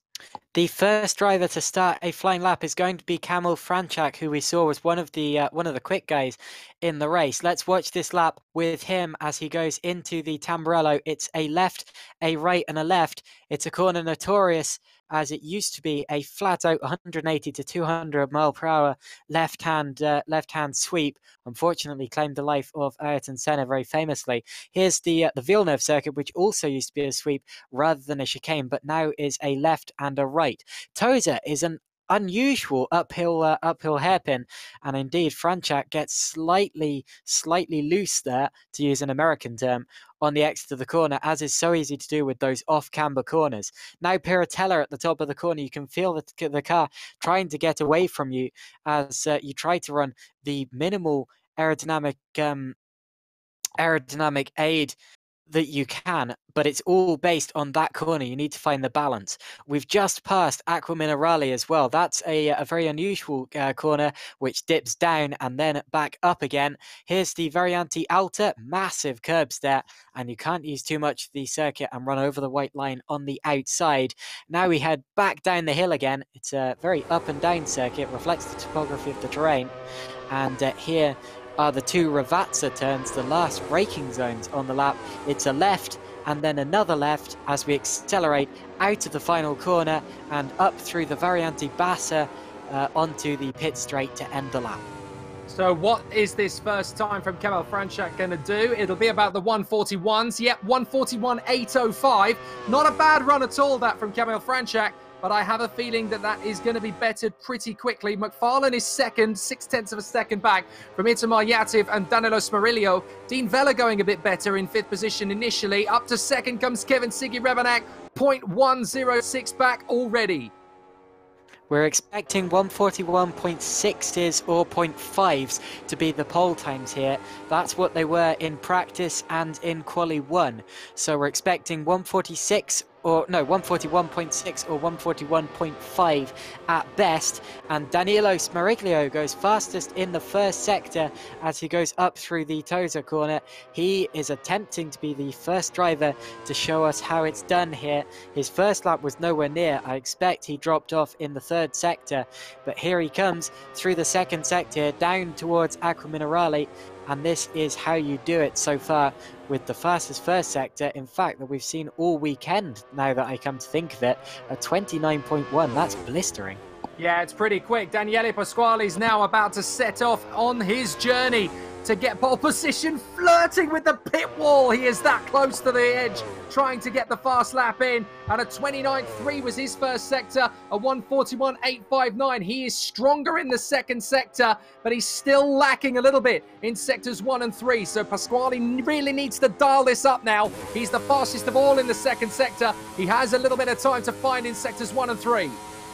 There's about half a tenth of a second between the top two in this session at the minute, and just a tenth of a second between the top three. That's how close racing is. Smeriglio was on a better lap, but he's bailed out of it, and that's surprising because he was on a better one, but goes back into the pits, possibly underfueled it maybe. But whatever the case, bails out of that one. Meanwhile, it's Franchak from Pasquale, but Pasquale is responding with the quickest first sector of anyone this weekend.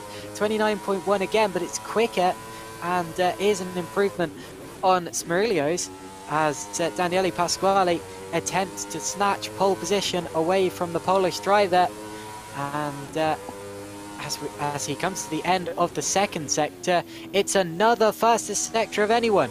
This is a blindingly fast lap here from Daniele Pasquale. He's got one sector to go, but this looks to be in the 141.5s at its current pace.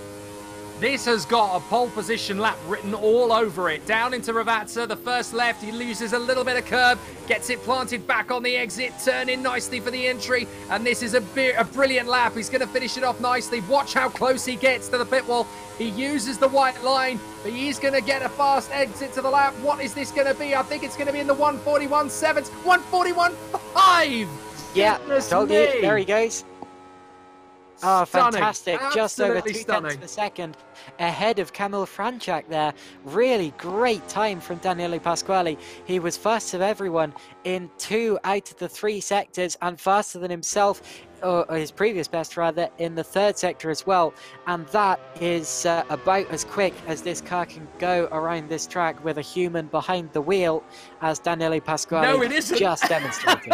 He's just done faster still in the first sector. He can still find time. He's done a 29.10 now in the first sector, so he's still shaving bits off. I think he's very much aware of the fact that these two behind him, trying to snatch pole position of him, Kevin Siggy Rebenak and Kamil Franchak, could still find more time. So he is pushing himself to his limit. He wants to find as much as he can. Siggy and Vela just improved there. Siggy went to a 141.793, that's second. Bernard Vela, 141.869, that's fourth. Improvements up and down the grid, but especially at the top. And Pasquale fast in the second sector as well. He's going up again. This is fantastic from Daniele Pasquale, as he goes up in both the first and second sectors, and just 2 more corners will decide whether he's up in the third one too. This man's going to smash it. Again, I love that turn in through Ravazza. Uses plenty of curb on the exit. Watch how close he gets once more to the pit wall. He's utilising all of the runoff area. Nearly 4 wheels over the white line as he pushes for the line. And it's a 141.4. Nobody's beaten that. 141.451, and he bails out. That's going to be the end of his session there. But surely that's going to be unbeatable there from Daniele Pasquale. Fantastic flying lap, which I knew he was capable of, and he's just pulled off. Utterly brilliant. And that's over 3 tenths of a second ahead of Kevin Siggy Rebenak, who is currently in second position in this session and will only have one more chance himself there. We're just about to see Daniel Streamer cross the line and set another lap faster than his best, but he doesn't move up the order. It's better than his best, but he's still only in 7th position there, as Avi Markovic as well moves up into 10th place, but still no one within sight of Daniele Pasquale. Danilo Smeriglio there moves up into 9th place. Just call Pasquale in your sandbags. That's absolutely amazing, isn't it? 141.451. No chance that that's going to be beaten by either Siggy Rebenak or Franchak, but they are going to be in a very close call for second position. 141.793 from Siggy Rebenak, and he's still pushing like lightning. Kamil Franchak, 0.354 off the pole, so it could go either way between these two. Do not count out Vela or McFarlane either. They are a whisker away from them too. So 4 men still trying to go for that second place spot on the front row of the grid, and time runs down to 0.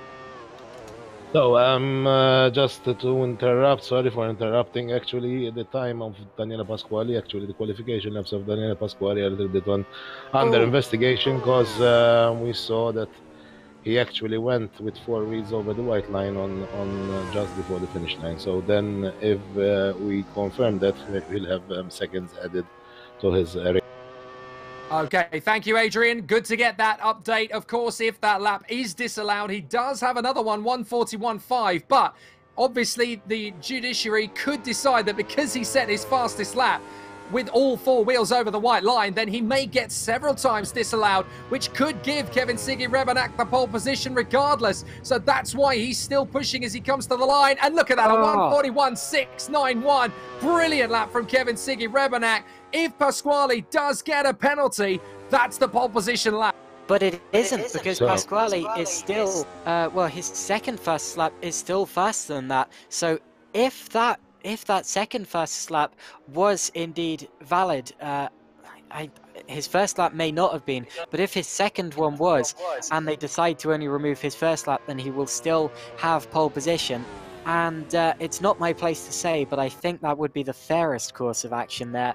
Although, again, I will leave it completely up to the stewards. But for now, we will assume that Daniele Pasquali has pole position ahead of Kevin Siggy Rebenak, and then Franchak, Vella, McFarlane, Spitaleri, Streamer, Zabini, Smerilio, and Yativ. Those are the top 10, and it doesn't look as if anyone is going to challenge them towards the end of this session. That's the lot. Yeah, fascinating end to the session. Daniele Pasquali, is he going to be on pole position? Will his second lap be able to count? It's up to the judiciary to decide.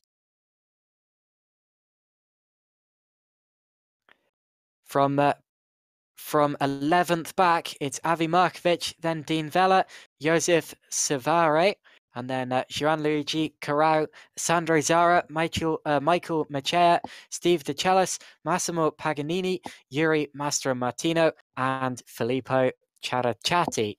Those are the 20 drivers in this field, and I believe the race stewards have to say something.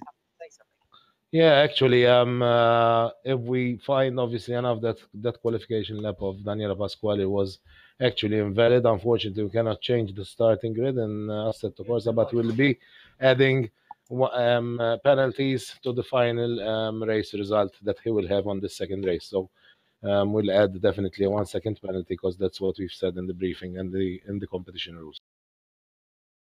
Wow. Fascinating. So there you go. So although he's going to be able to take his position on the front of the grid because he has transgressed in the rules, Caitlin, he is going to get a penalty post-race. So that could seriously hamper his chances in the title fight. That just shows you how hard he was.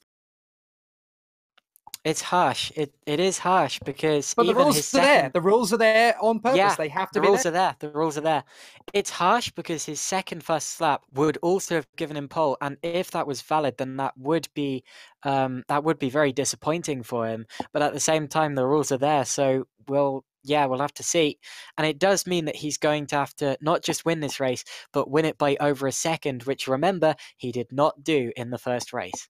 Yeah, this is going to be a fascinating second race with Pasquali, Siggy Rebenak on the front of the grid, Franchak and Vella on the second row, McFarlane and Spitaleri third row, second chance for Alberto, Stremer, Zabini, Smerilio and Yativ in the top 10. Plenty of drivers with a chance to push their way further forward. I'm really excited to see how this second race is going to go. And as a result, we have got Pasquali and Siggy Rebenak on the front row of the starting grid, but it now comes down to how they get away off the grid. So just under 3 minutes now until the start of the race, and to run you through the grid again, it's Pasquali, Siggy Rebenak, Franchak, Vella, McFarlane, Spitaleri, Streamer, Zabini, Smerilio, Yativ, Markovic, Vella. That's Dean Vella rather than Bernard Vella, who's starting fourth. Then we have Savare, Carrao, Zara, Machea, DeCellis, Paganini, Mastromartino, and then Characciati. So just under 2.5 minutes to go now, and then the race will get underway. Again, good to see all of you in the YouTube, Facebook and Twitch streams. Josh Martin saying congrats to the podium of that race, and Danilo Santoro saying grande Danny. So congratulations to the winners and the podium sitters in the last race. Danilo Santoro, in fact, one of Pasquale's friends, actually, and also involved in the Morning Stars Academy team. We saw Santoro and Pasquale both winning races in the TCR Championship that we held last year.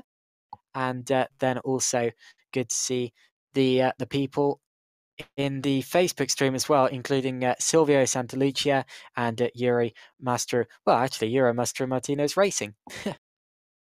Well, this is fascinating now, because whatever happens in this race, Daniele Pasquale knows he's got a penalty coming. So he's got a second red mist, really, to descend. He's got Kevin Siggy Rebenak on his tail right from the start, who's going to want to challenge him immediately. But then he's also got that added pressure of trying to figure out how on earth he's going to keep that pressure up, how he's going to keep himself in a good position all the way through. This is going to be very, very tricky for him. Psychologically, he's got to stay focused and mature, especially when you've got 4 or 5 drivers right underneath you that want to come past and will take advantage.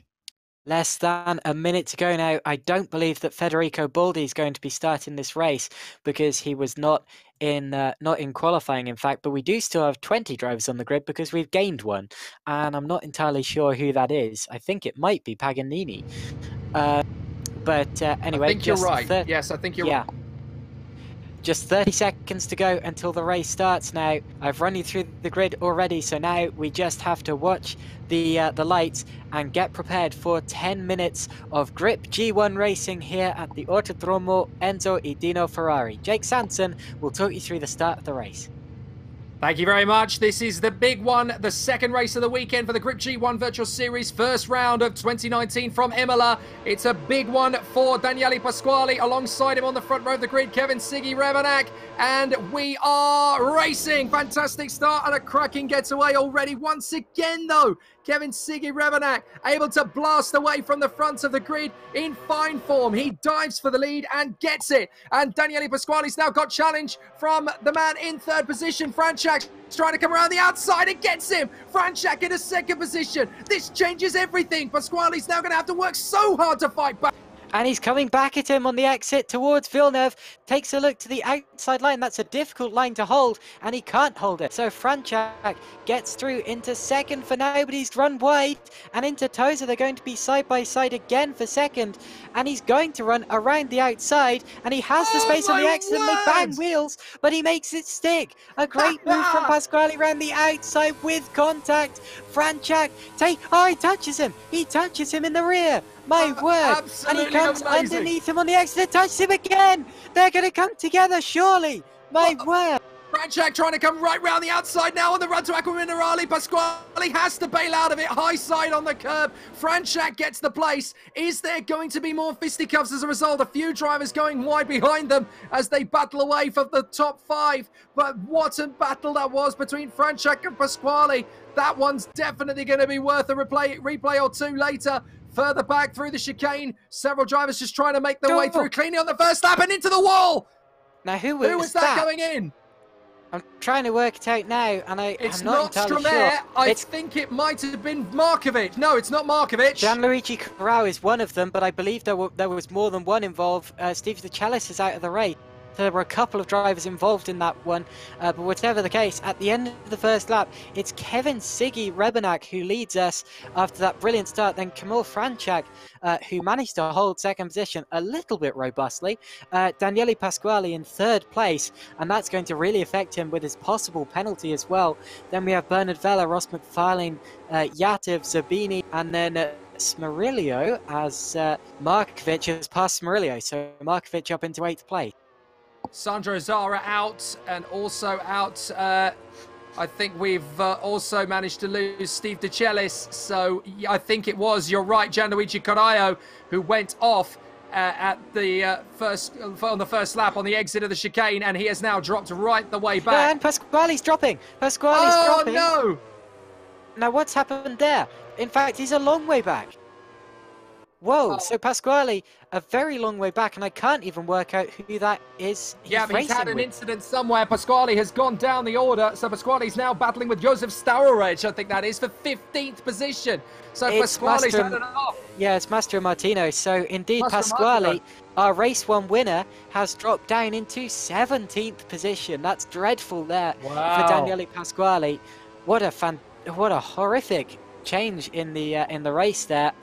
And a big shock for Pasquale, who took pole position twice in a row and also won the first race. We've had another spin in there. I think that was, well, trying to figure out who we got there. It was one of the unliveried cars. We had a spin there. I think it was Massimo Paganini who had the spin there. We'll double check on that one, but I'm fairly sure we lost Paganini for a brief moment, and he is now crawling back to the pits. So yes, Paganini in dire straits. His race looks to be over.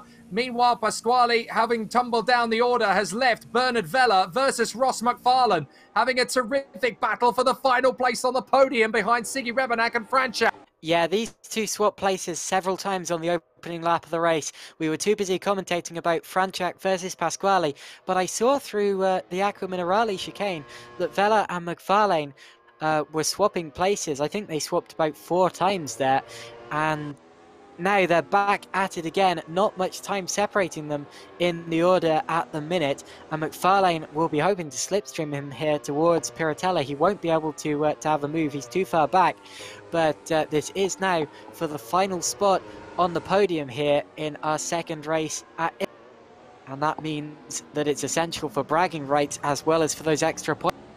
And if those two do come fisticuffs, then Itamar Yativ is in prime position. Will Zabini's in 6th position. Great work from him in terms of his consistency. He's put himself right into contention there. Several cars down the order squabbling away. I think we're getting another couple of drivers dropping down the order. But we've obviously lost a few of them. Paganini's right down the order. Gianluigi Carraio's getting back onto it, tucked up behind Euro Mastromartino. We've got a great little battle led by, well, Daniele Pasquale's trying to get away from it, but we've got the likes of Yuri Mastromartino battling away with Carraio and Paganini. They're still tussling. Steve DeCellis has got going again. Sandro Zara out of the race, but several drivers in trouble. Michael Mercieka having a bit of a difficulty there by the look of it as well. But it's Franchak in behind Siggy Rebenak, Bernard Vella just in front of Ross McFarlane, and then Itamar Yativ in 5th from Zabini, Markovic 7th from Smarillo, and Dean Vella now in front of Dan Stromer, who has had an issue somewhere. Alberto Spitaleri has come through in 10th position, so Dan Stromer has had a spin out of Ravazza. That's what's happened. He's dropped back into 12th position now, behind Daniele Pasquale. Oh, golly, yeah. Well, Pasquale doing a great job to recover to 11th. Remember, he was 16th or 17th after his incident a couple of laps ago. But now back up into 11th and still has a chance of points in this race. And that's the importance of not giving up in a motor race. But still, he's going to score far fewer points than he would have otherwise done. And that's a big shame there. But we now just have less than 4 minutes left in this race, which means we will only get 2 more laps after this one, I believe. And it means that, well, McFarlane needs to start putting pressure on quicker than this. He's putting pressure on him, but Vella holding strong for now in that 3rd position. And other battles in the top 10 include Zabini versus Markovic, which is about the same gap. And then also they're not far behind Itamar. Yeah. Oh, Zabini spins. Zabini is off from 6th position. He's in the grass. Disaster. And yeah, that's a big shame because he was running 6th place. And you were saying he'd done a great job from his qualifying position. He had indeed. And he's now looking like he's not even going to score points here, as through go the other drivers challenging for points there. That was Daniel Streamer. So big shame for Zabini. And that's going to put Markovic up into 6th position. Yes, indeed. Markovic is going to be top 6 now. 2 to go. Smarillo up to 7th. Vella is going to go up to 3rd place. Vella McFarlane. McFarlane ran the outside and taking the inside for the 2nd corner. And off goes Vella. Oh, wow. That was so close as McFarlane tried to stay on the inside of the 2nd corner of Tamburello by going around the outside of the 1st, and there simply wasn't enough room for both of them through the Tamburello compound. And indeed, Vela was forced very robustly onto the grass. McFarlane getting third place. That was brave and ruthless from Ross McFarlane, but that was a beautifully executed move. No problem at all with that one in my book.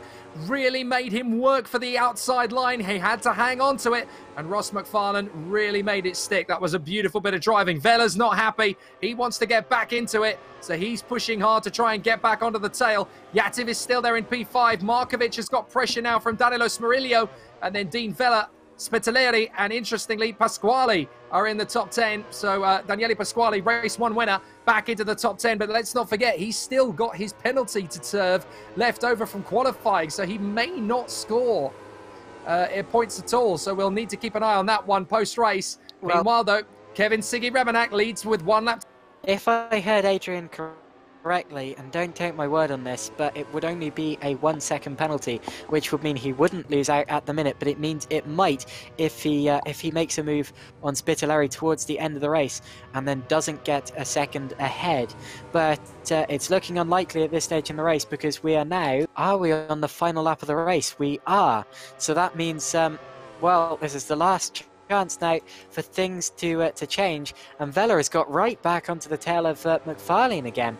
So Vela not done yet with McFarlane there for third position, and that's going to be the primary battle on this final lap.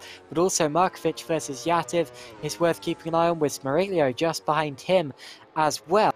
And then also, what can Pasquale do on this final lap of the race? But for now, it's all about Vela versus McFarlane as they head up the hill.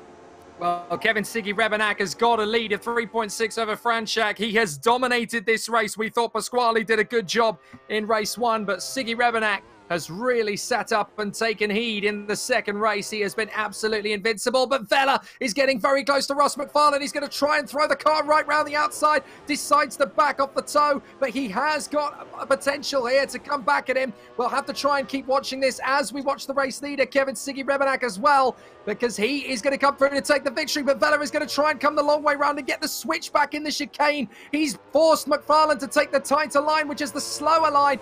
He may still have something on the run to Ravatsa. Kevin Siggy Rebenak is going to take the victory. We'll try and grab the moment, but Vela is going to be side by side with McFarlane round the outside, down to the braking zone for Ravatsa. McFarlane gets a tighter braking zone. He holds onto it. Siggy Rebenak is going to take the checkered flag. He wins a brilliant race. Dominant display from Kevin Siggy Rebenak. Brilliant result and an absolutely stellar performance. Franchak is second, and Ross McFarlane just beats Bernard Vela to the flag for third. Less than 0.2 of a second in it. Less than 0.2 of a second in it for third position.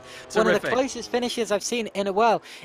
It reminds me of the Leslie Oliphant versus Bernard Vela race, actually, in the Formula 3 cars, and Vela would have got flashbacks to that when he lost out by just 0.003 of a second for the race win. But whatever the case, McFarlane takes the podium, third place, followed by Vela, Yativ, Smurillo, Markovic, Vela, Spitaleri, then Pasquale, and Pasquale doesn't look like he's going to lose out on a point due to a penalty. It's Zabini 11th, then Streamer, Staver, Machea, and Gianluigi Carrao appears to have run out of fuel just before the finish. Well, what this means, of course, is that the new championship leader is Kevin Siggy Rebenak. He'll have 43 points after these two races, with a win and a second place. And for Kevin Siggy Rebenak, it's already looking ominous for the rest of the battle for the season. And Kevin Siggy Rebenak has already got his eyes on that prize test drive in the actual Griiip G1 series car at Verano in Italy. A win and a second place, very consistent. But from the start, Caitlin, this race had him written all over it. He was never going to lose once he made that start. I was interested to see at the start what Pasquale could have done, because we saw that in race 1 as well. Siggy has the fantastic starts, and I saw that in the Porsche Championship, now that I think of it. Siggy would always have the great starts. So that's a very interesting thing to observe there. But it does mean as well that Pasquale was then in the seat of having to chase him down, as he did in race 1, but unfortunately something happened, and I'm not entirely sure what happened to him. We'll have to ask him about that, but whatever the case, he ended up losing out, and Siggy took the race victory followed by Franchak, McFarlane, Vella, Yativs, Murillo, Markovic, Vella, Spitaleri, and Pasquale, the point scorers. Then Zabini, Streamer, Stavare, Machea, Mastro Martino, Carau, Paganini, Giacellis, Charachati, and then 2 retirements in San Rosara, and also who was the driver who I seem to have lost him? Paganini, I think it was. Paganini. So with that, Kevin Siggy Rebanak takes the victory. Back over to Adrian in the studio. So it's good to say that actually the final results are just not confirmed yet. We need to review some incidents, and then obviously we'll issue the official results. Now, obviously enough, we're going to get the top 3 of each race for a short interview here.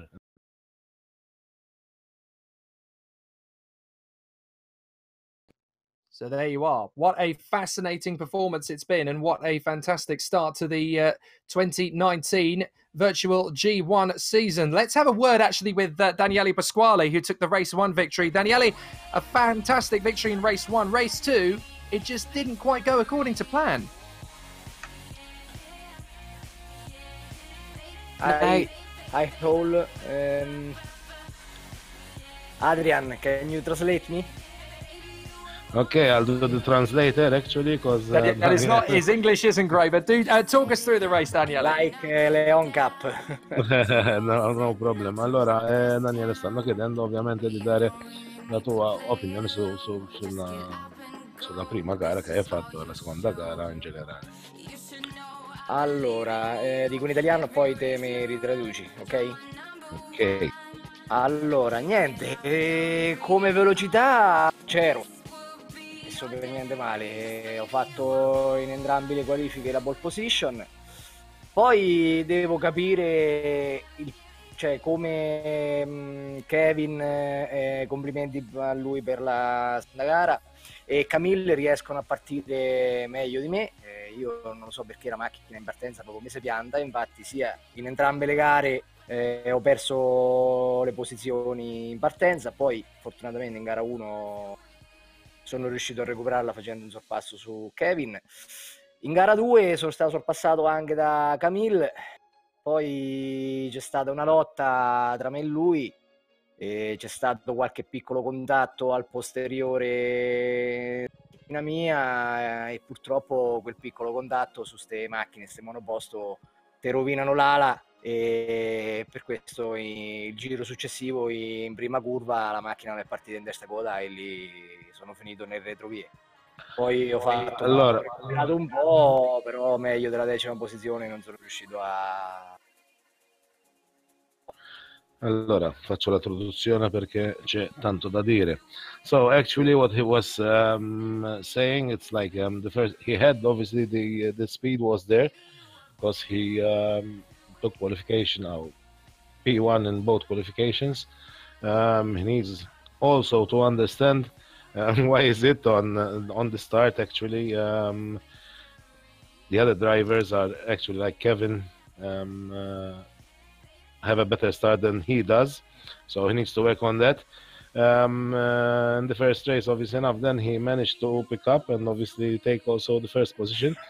And on the second race, he had a slight contact. Obviously enough, on these cars, he said it's like if there is a small contact, they ruin actually your wings. And for that, he was like losing time, and obviously he couldn't keep the pace.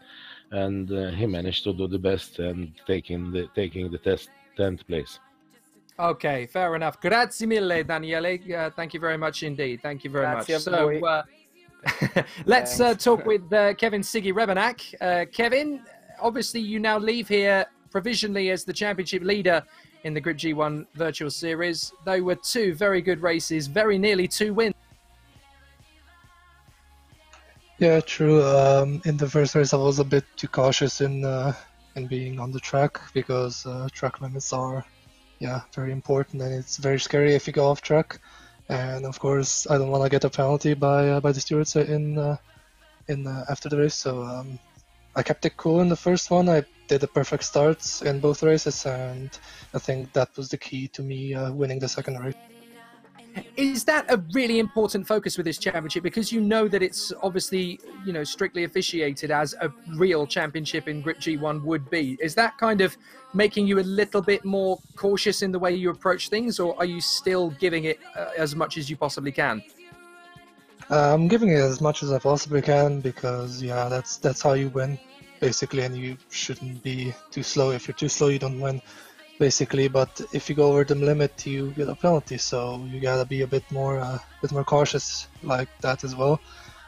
So I think keeping the car on track and not getting any penalties, as well as being as fast as possible, is sometimes the key.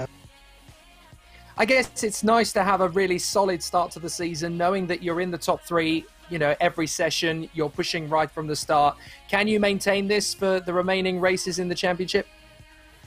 Yeah, definitely I can. I think I have the pace to be winning almost every single race if I put a lot more time and effort into the setup work on each track. And I think being in the top 3 is fairly easy in my opinion. Fantastic. Well, we wish you all the best for the rest of the season. Kevin Siggy-Revenat, congratulations. Great job. Thank you. Well, let's get a word with the man who managed to get 3rd position in the last race of the day, Ross McFarlane. What a battle you had with Bernard Vella right to the end there. You were not going to take any prisoners. No, it was a great battle. I mean, we continued it from race 1, really, because we were probably side by side battling for a good number of laps across both races, and yeah, fantastic racing. It's really good to, even in these open wheelers where, you know, I'm more accustomed to closed cockpit, you know, a bit more tin top racing. Open wheelers, you can still side by side, you can still get a little bit of bashing around and having fun. So yeah, it was great fun. Talking of that, in fact, your overtake on Vella there, the one that actually sealed the 3rd place towards the end. Very, very robust, but also very, very fair. I mean, is it difficult to keep it just within the lines when you're trying a move like that? It can be. I knew that I had the speed up. I seemed to maybe be running maybe a little bit less wing, or I just got a better draft and run out of the corner. So I thought I attempted this move twice in the first race, and I was a bit cautious. But I thought, you know, it's towards the end of the second race. If I want this podium, I've got to make this move. And yeah, just holding your position, like not giving them an inch. And I mean, I kept it inside the lines, and I just stayed where I was. You know, Bernard just about gave enough room. I just about gave enough room, so we both made it through the corner. That's what counts. And I think it was pretty well done in the end. But I think that was personally the move of the weekend. We really enjoyed watching that one. Now that we know that you've established yourself at the sharp end of the field, and you know there's more pace to come from everybody at this early stage of the season, can we get a win or two before the end of the year is out? There are some really good circuits coming up. We have Mugello, we have Varano, we have Vallelunga. Are there any of those circuits that really suit your driving style?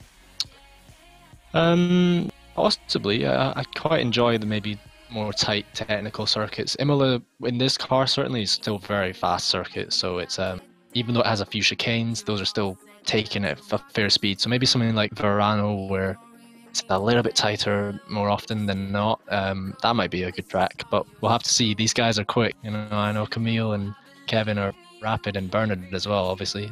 So I'll have to pull out my finger. Fair enough. Well, we wish you all the best for the rest of the season. Congratulations for your podium finish here, and we'll see you again next time. Thank you. Thank you. And finally, I think we should grab a word with the man who finished 2nd position in this race and on the podium in race 1 as well. Kamil Franczyk of Poland. Great to see you out there, Kamil. And I have to say, it must be a little frustrating for you because you had 2 very quiet races, but importantly, you scored big points.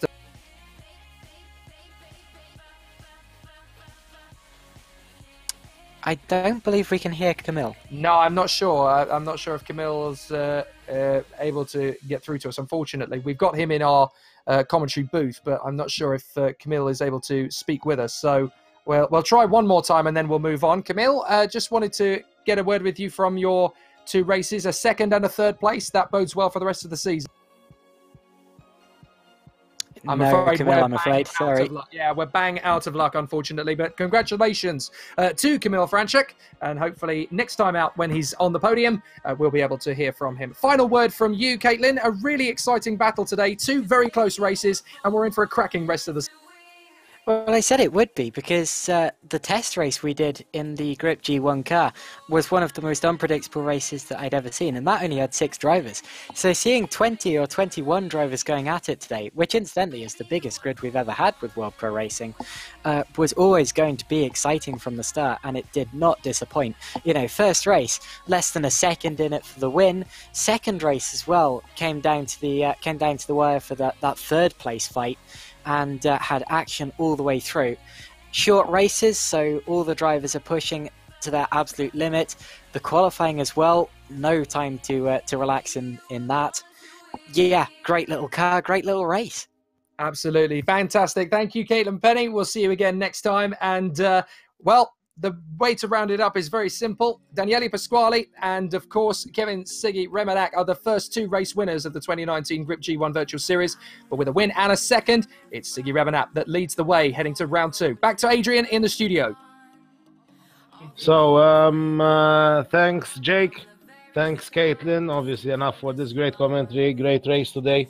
Great first 2 races of the first round of this G1 series. Obviously enough. We'll see you today week for the second round, and would like, as always, to thank all our sponsors and supporters, and more importantly Griiip in this case, which are our main partners for this virtual series, where the winner of this series will actually win a whole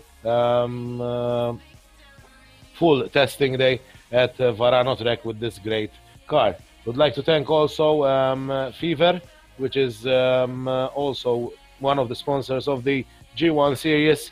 Thanks to Gaming Malta, and more to come from World Pro Racing. Thanks to Justin, George. So we'll see you next week. You'll see us, me and Justin, actually next Monday for our second episode of the live show. And we'll see also the highlights of the series of today's round. So see you there. Be with us next week. Thanks for following.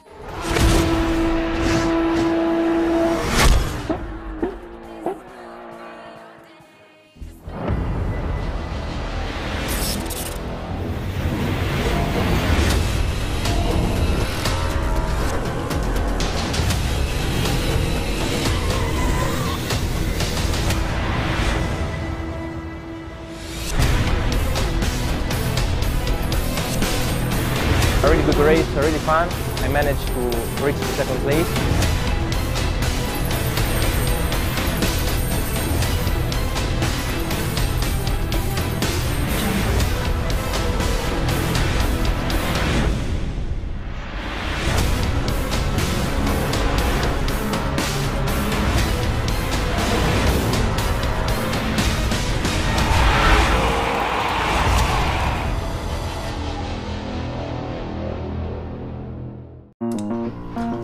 Needs a photographer, an editor, and a designer. With Fiverr, she'll find them all by making just one stop. For a change. Fiverr, find thousands of freelance services in one place.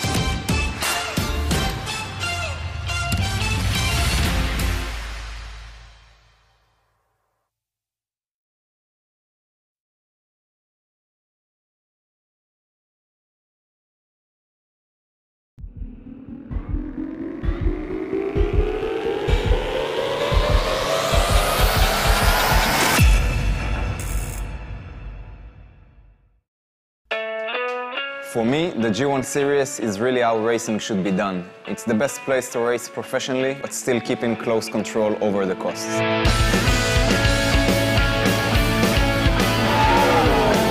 Driving the G1 is amazing because it's a really powerful car. It's really easy to drive, so you feel immediately connected with the car.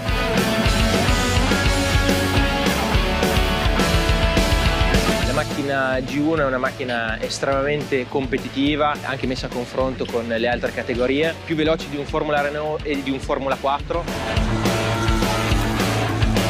The braking performance is amazing as well. It's a really good car. I enjoy driving it. The technologies that Griiip provides me is what makes the series so special. I can access all my data at all times. And I can also compare the data to other drivers, so I can find my weak points, but also my strong points, and you can improve a lot on the track. L'altra tecnologia estremamente importante e innovativa è quella relativa alla visibilità, in cui i fan non solo possono seguire la gara live, ma possono seguire il loro pilota preferito grazie ai camera car, grazie alle videocamere che sono installate su ogni vettura. One of the most unique things in the G1 series is the virtual races. For every race, we actually race in the same track with the same drivers. When we get to the track, we can get the best out of it. It's the only series that combines both virtual races and real races in the scoring system. La G1 Series è un campionato estremamente interessante per tutti quei piloti che vogliono passare dal karting alla monoposto. For the cost of a karting season, the G1 Series is one of the best places to improve my formula skills before moving on to next levels. It was truly an amazing year and I just can't wait for next season.